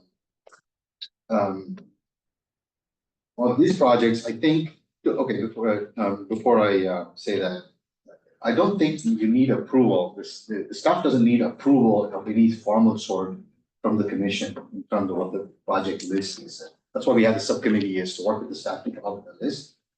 The commission is only providing inputs into this process. So you don't need a formal approval from us in terms of going ahead with any of these projects. Right? I mean, the subcommittee is there, we identified, you're getting comments from us and make adjustments as you see fit from the comments you're getting from us. And this will happen again at the next meeting as well. That's the point. I don't think there's a vote or saying we're gonna approve this list. There's no such concept. So the inputs that you're getting now is critical and you have to take those into account as you're coming up with that. With what changes or making this. So having said that, I think it's important. The PCI and resurfacing is one, but any improvements you're doing in terms of striping or other school improvements, you said you looked at the complete street master plan and in fact, you will be doing a lot of those. That's great, but it'd be good to identify what those improvements are. And if they are significant, and if we need community input, we should identify that. You may go ahead with the streets resurfacing, but things when it comes to improvements or striping is where we get into trouble. In not soliciting inputs, and so please identify those projects where we may want one or two community meetings necessary to get inputs from people. Is that clear? I hope I'm making that clear. The distinction between resurfacing is something that I think is an engineering issue that's staff, decides on how, what, and so on. The best way to bring the PCI up to speed, but in terms of getting the striping or other improvements, ADA ramps, curbs, whatever we're doing in terms of changes to the design of the street that affect the way people use them, I think we want to make sure that we have community input on it. And I think that's what you were mentioning, and I think we're on the same page. But please identify those, and if you have to have a community meeting, let's have those. Yeah, I think that's what I was trying to Okay, say. that's perfect. All right. I don't have any other comments. Only other comment I had, I really want to thank staff and the subcommittee for this is super critical work, and thank you for spending your time on it. Thank you, Stephen, I think this is a pretty detailed report. Having you listen here, we're working through this thing, and this is great. And also the fact that we have a long-term view is let's try to keep that, like Commissioner Katz is like, let's try to keep this alive and use this as sort of a gauge going forward. And the final comment I want to say is at some point, we'll have to measure what we're doing against what's in the goals for the complete season master plan. There's, specific targets or listed goals. At some point, the city council might give guidance saying, let's measure how we're doing before we go to the. That's kind of why I you guys refer back to the city's master plan, because that's it. There's some tangible set of things that we want. Okay. That's all I had. Now, Stephen, do you have anything based on what we want to make? Yeah, if I had to adjust the list for a process that's not gonna be as controversial, I would be dropping Springer from the list, but that kind of concerns me, in the fact that these are collector roads that I absolutely should be updating striping out there because he has faded. And Springer, based on the Safe Route to School master plan and the bike route and so on, the only thing that may be a little bit different is the fact that they want a bike lane and all the crosswalk updated to the latest high visibility. And if that means that I gotta put up LED lights to make it more visible, that may be the only thing that may be controversial. Given the fact that if I have to go through all the hearings of meetings, Springer would be pushed to 25, 26, and I would have to bring something else up to its place. But then I gotta figure out what intermediate solution I could come up with restructuring the road. That means whatever money I use to restart it, it's gonna be against On Springer. on Springer. Well, that's a recommendation for the subcommittee for you to consider and come back with some. Stuff. How we approach, yeah. Or, maybe make a judgment as, well, I'll let you guys speak on this. Let's see, anything else? No, that's it. I mean, the only projects, only location that's gonna have minimal controversy is residential streets. Because those only. I wouldn't call it controversy, an opportunity. Exactly. Okay, how about, very heavy, intense neighborhood feedback. Oh, it's good, it's good I feedback, like yeah. opportunity. Good feedback, okay, all right. Okay, we good? Okay, all right, nothing more, the next agenda item, we're almost there. Shall we take a 2-minute bio break? Sorry, good, yeah. Sure. It's awesome. Yeah. Thank you. Next item on the agenda is safety updates. Yeah, I just wanted to do something quick. So let's do a quick update on that and then. Yeah, that's just a quick one because I know we've always had questions about the city's doing out there for, all the safety stuff. So Bear Electrical is our electrical company. And so just an update on this stuff. The 3 crosswalks, San Antonio, Hillview, Grant and Morton, and San Antonio, Hamilton, we actually approved to get those replaced with new RFFBs. Those are the rectangular rapid flashing beacons. Grant and Morton was done on Monday, so that one is done. So if you go out there, you'll see a new system. And I actually got a call from Jennifer. I've been calling her, yeah. So we're good with Grant and Morton.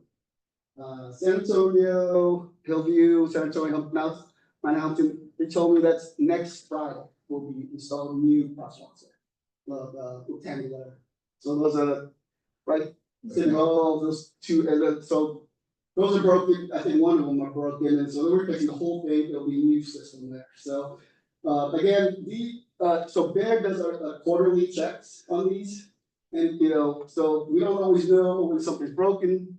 Something's not, needs to be fixed. So we actually, we've had public email us, call us. So, that's the one thing is if you see anything that's broken, please email, call the city, email transportation, and we'll definitely get looked into because we can't see everything. We can't see what's out there. So, and we replaced a lot of, so those are 3 things that's going on. So those are big ones. We replaced a lot of the radar.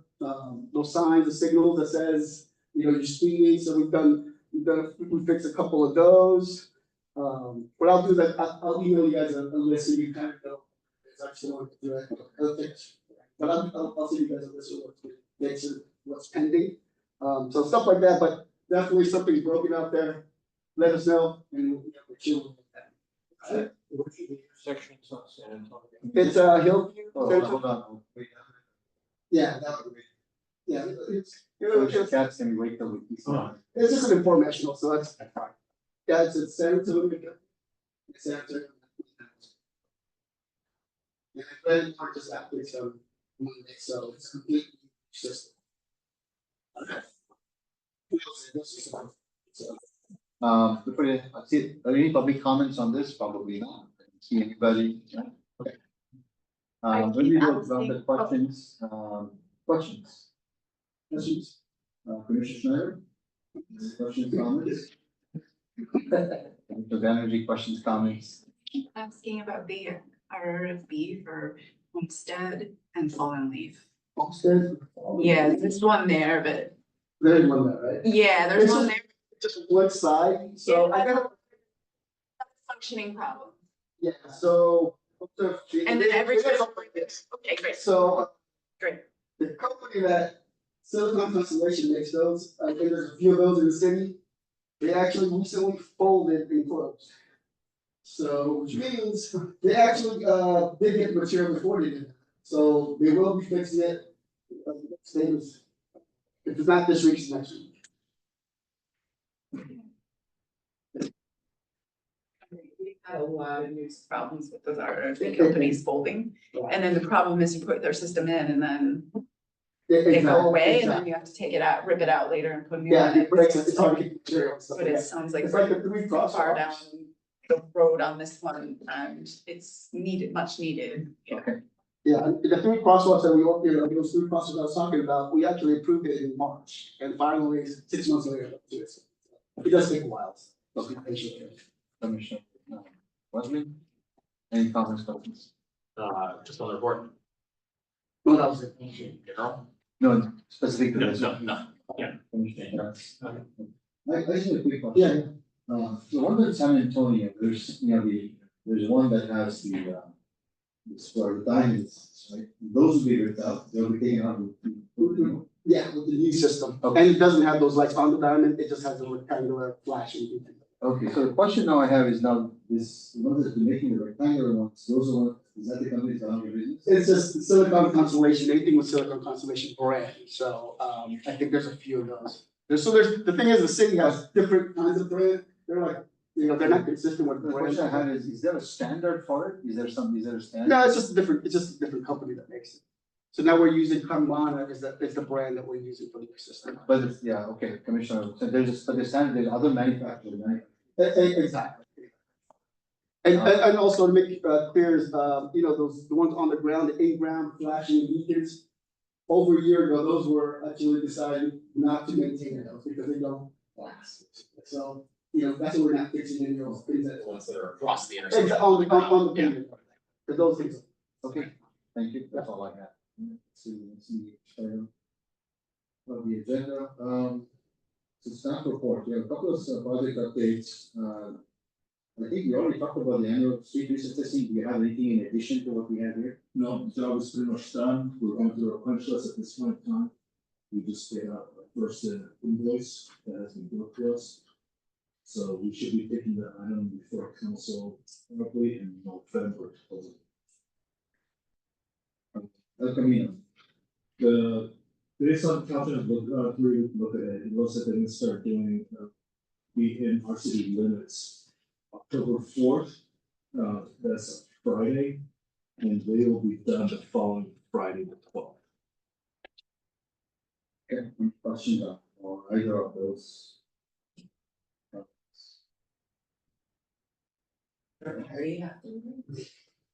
No, is Cal, I mean, seriously, is Caltrans having a ribbon cutting ceremony? Actually, in the city of Mountain View asked for a ribbon cutting. Yes. And we should all be invited if they have one, so make sure we get invitations. It will be exciting. We do have a month with Caltrans, so. We'll ask, how's that? Okay, Thank you. appreciate it. Okay, all right, let's get the commissioner reports. I think we only got the subcommittee reports, so anything outside of the subcommittee reports, I'll go around and see if there are any. Or report, not future agenda item, commissioner report. Go ahead. I'll report on this because I don't see it on the agenda. So, I was talking to Jim about the question that I keep asking repeatedly for a report on the shoulder improvement policy and what that looks like. I don't see it on here, so I don't think we're talking about it today. But I did learn a little bit about it, so I'll share this report. It's called the Shoulder Improvement Policy. It's a citywide policy for this. It's under the Environmental Commission. They're the ones who own and maintain it. And about 6 years ago, a new framework for homes was put in place. In any house that is a new build or 50% construction mandates that the shoulder from the property line has to be reestablished and rebuilt. There's a drawing and framework for this to maintain the road integrity, the things we're learning about today, the soil management of that road, as well as the foundation and the structure of the home. And during this policy, you'll see this, they built the home around. The out to the homeowner to maintain the shoulder in front of their home. I asked him, get any more information about it, and he said basically no. I said, well, what is the potential risk or, like litigation against the homeowner if someone falls and breaks their leg or sprains their ankle in front of a home where there's a giant pothole? Or, there's uneven pavement, like I see in a lot of areas around my home, where ultimately the shoulder edge of the road is degrading as a result of there not being a flush edge, so the things we learned about water impact and such. And I don't know those questions. So there's, this is obviously a fine line between where our commission works and where the city's involved and how that overlays, and it feels like that line is. I don't know if it's also our commission, but maybe a passion project for me to document this around the city, show these issues and the depths of this during the dry and wet season, because it's everywhere.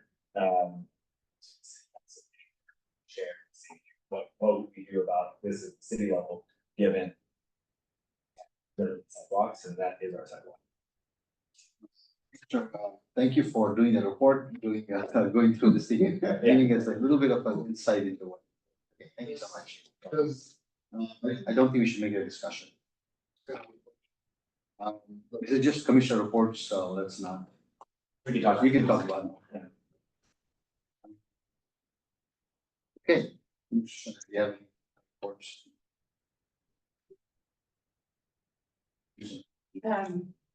Having a discussion, I will just report that when I was on this commission, that proposal was done by Susanna Chan and her team, and it came before our commission. And it was adopted, it wasn't widely supported on the commission. Okay, my report is about VTA. I think the most relevant things that have come before VTA that are for Los Altos are a couple of things. In June, VTA staff, because they're the lead agency now on the Homestead Road Safe Routes to School project, brought that project before the VTA BPAC. After having a subcommittee, the subcommittee included a member from each city where Homestead Road goes, that's 3 cities, and the county, because of the expressway, our county member and 1 at-large member, who happened to be our Palo Alto member who bikes on there pretty much every day. So they took a lot of feedback from the subcommittee. I saw staff out there in the morning observing, and then it was brought to our full meeting. So they received a lot of feedback from the VTA BPAC. And I've requested that they bring their updated design back when they're ready to, based upon all the feedback that they took at all the community. There was community meetings and other things, all the feedback that they took from all the community and all the public meetings before they advance it to the next stage. The other thing that's come up is, I think the county has given us an update on their active transportation plan, which they've been working on for a long time. The county has never had a bike plan or a ped plan or an active transportation plan before. This will be their first one. It focuses on the expressway system throughout the county and all county unincorporated roads. So last time, I think that update was gonna be there. I thought that they were going to make the final draft of that plan publicly available and collect feedback. I haven't received any news updates on that. But if anyone gets those updates, maybe send it to our staff and send it out to everyone. If I get it, I'll do the same, because I think people in our community are gonna comment on that plan, because that's like the last chance to give feedback. I think the other thing is, and I don't have my notes in front of me, is there was some money allocations, and I think it was the gas tax one. I don't know if it was in the TFCA. And cities get their amount from the gas tax and they can bank things, or they can use it. It looked like they were saying Los Altos was gonna use money for a project. Okay, then I need to send you guys the meeting packet that shows specifically what they said Los Altos has requested, because it was kind of news to me. So, all right, we'll do that outside of the meeting. Ping me if you haven't received it, or. And then the other comment that's coming up at the VTAB pack. We have gotten written comments and then verbal public comments about the expressway system countywide. And there are some advocates who are making comments about wanting the expressways to be bike and pedestrian ways. And then they've done some research and identified that there's several cities in the county that have pedestrian prohibited ordinances for expressways, and they've said that Los Altos is one of them. So I'm just making everybody aware that there's comments at the VTAB pack about the expressway systems and which cities do and don't have pedestrian ordinances, prohibited ordinances for the expressway, and that's coming up. So that's my report. Can I have a quick question? Yeah. So the first plan you're talking about, I have a draft from, that I was forwarded by somebody, it's the Santa Clara County Active Transportation Plan. Yes, That's what's, yes. You got a draft recently or before? this was during the last presentation. This is from August 24.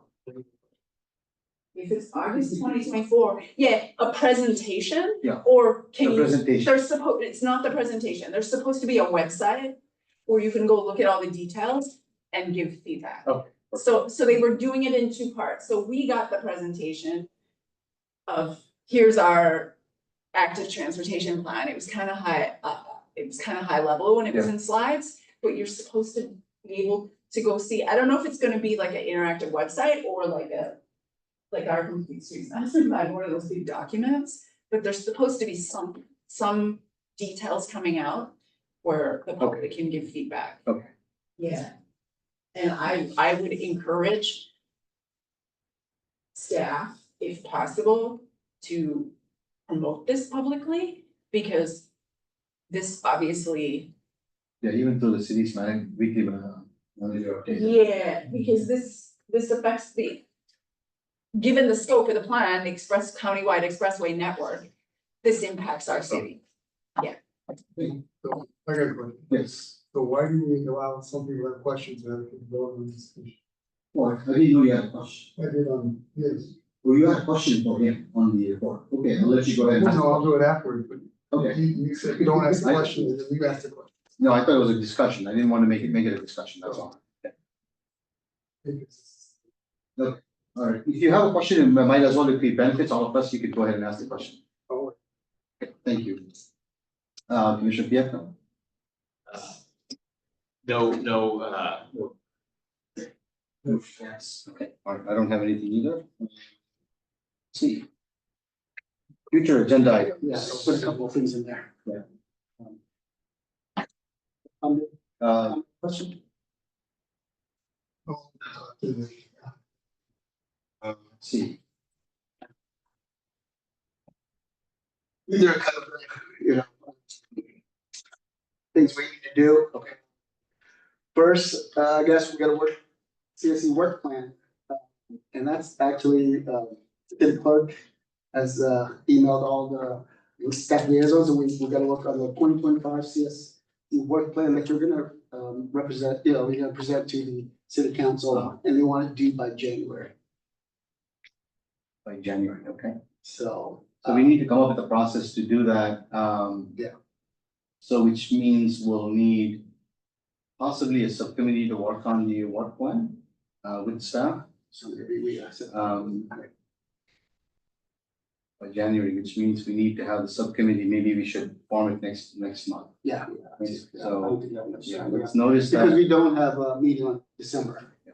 We have basically October, November, that's it, so. Subcommittee would meet in between. Exactly. Yeah.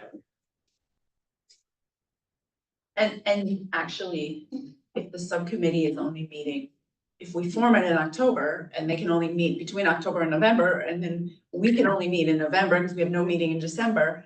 Our meeting's at the end of the month in January, that'll go to council before it comes back to us. So it's almost like next month in October, it shouldn't be just forming the subcommittee, it should be input from all the commissioners.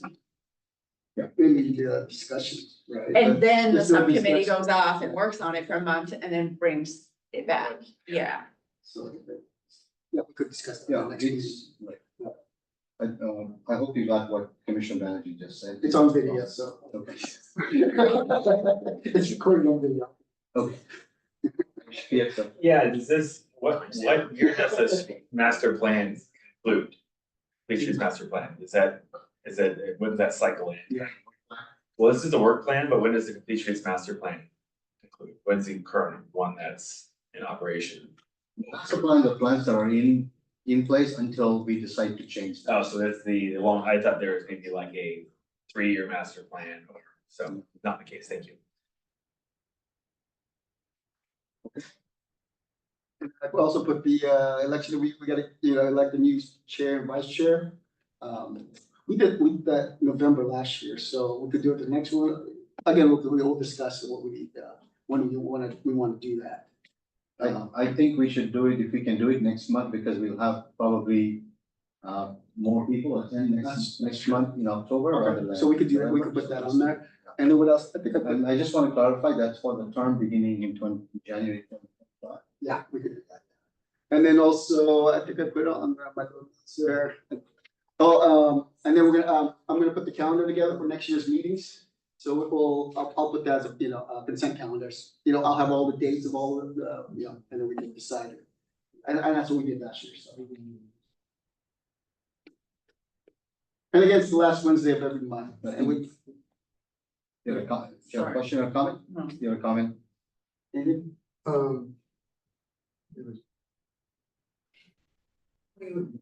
There was a question about new member. We'll introduce it next time. Yeah.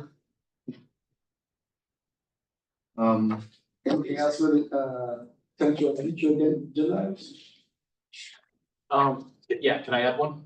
Yeah. Let's go around the table. Yeah, Future agenda items. Oh, yeah, sorry, I'll go on my track. Commissioner Snyder, Nice to meet Commissioner Snyder, do you have anything I think future it's- agenda items? Okay, Commissioner Banerjee? No. It's your turn. All right, back to me. Yeah, I think I recall, I think it was our last meeting, but I had just wanted to ask the question about did it make sense to agendize items talking about any takeaways we should have from actual accidents or injuries that have happened, pedestrian or cyclist injuries that have happened recently in or really right around the border areas of Los Altos. One in particular that I think would be nice to talk about, because I think it might be simple, it is the accident that happened, the pedestrian car collision at the corner of State and 4th Street downtown. And in particular, I would like to just throw out there that I would love to talk about whether the city has ever considered stop signs for all three, I guess, directional streets intersecting there. Because I think just having spent a lot of time in that intersection, that seems like a kind of a low hanging fruit, notwithstanding, obviously cost and study of that. But I think that would be nice for the commission to discuss if we can. Is that possible? Can we talk about that offline? Sure. Anything else? That's it. Commissioner Katz? Yeah, in terms of a future agenda item, not necessarily for October, but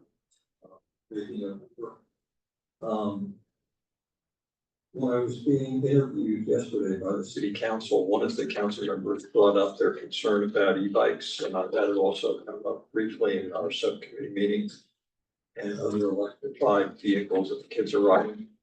And I think that as a complete streets commission, we should really engage in that discussion and think about where we play a role.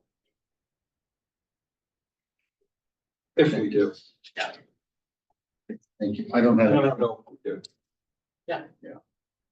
Let's say from the commissioner.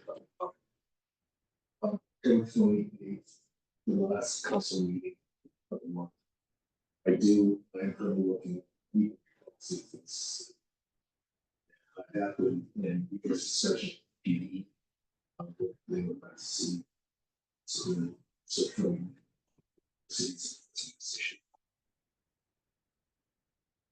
Is that issue not coming to our agenda? He says it was on his directly. To stop here first. Leave that for future. Yes, we discuss that with council when we have our joint meeting. Yeah. So, copy of that, Hmm? will we get a copy of that too, to I'm still working on final, but when you're it. I'll be more than happy to share. Thanks.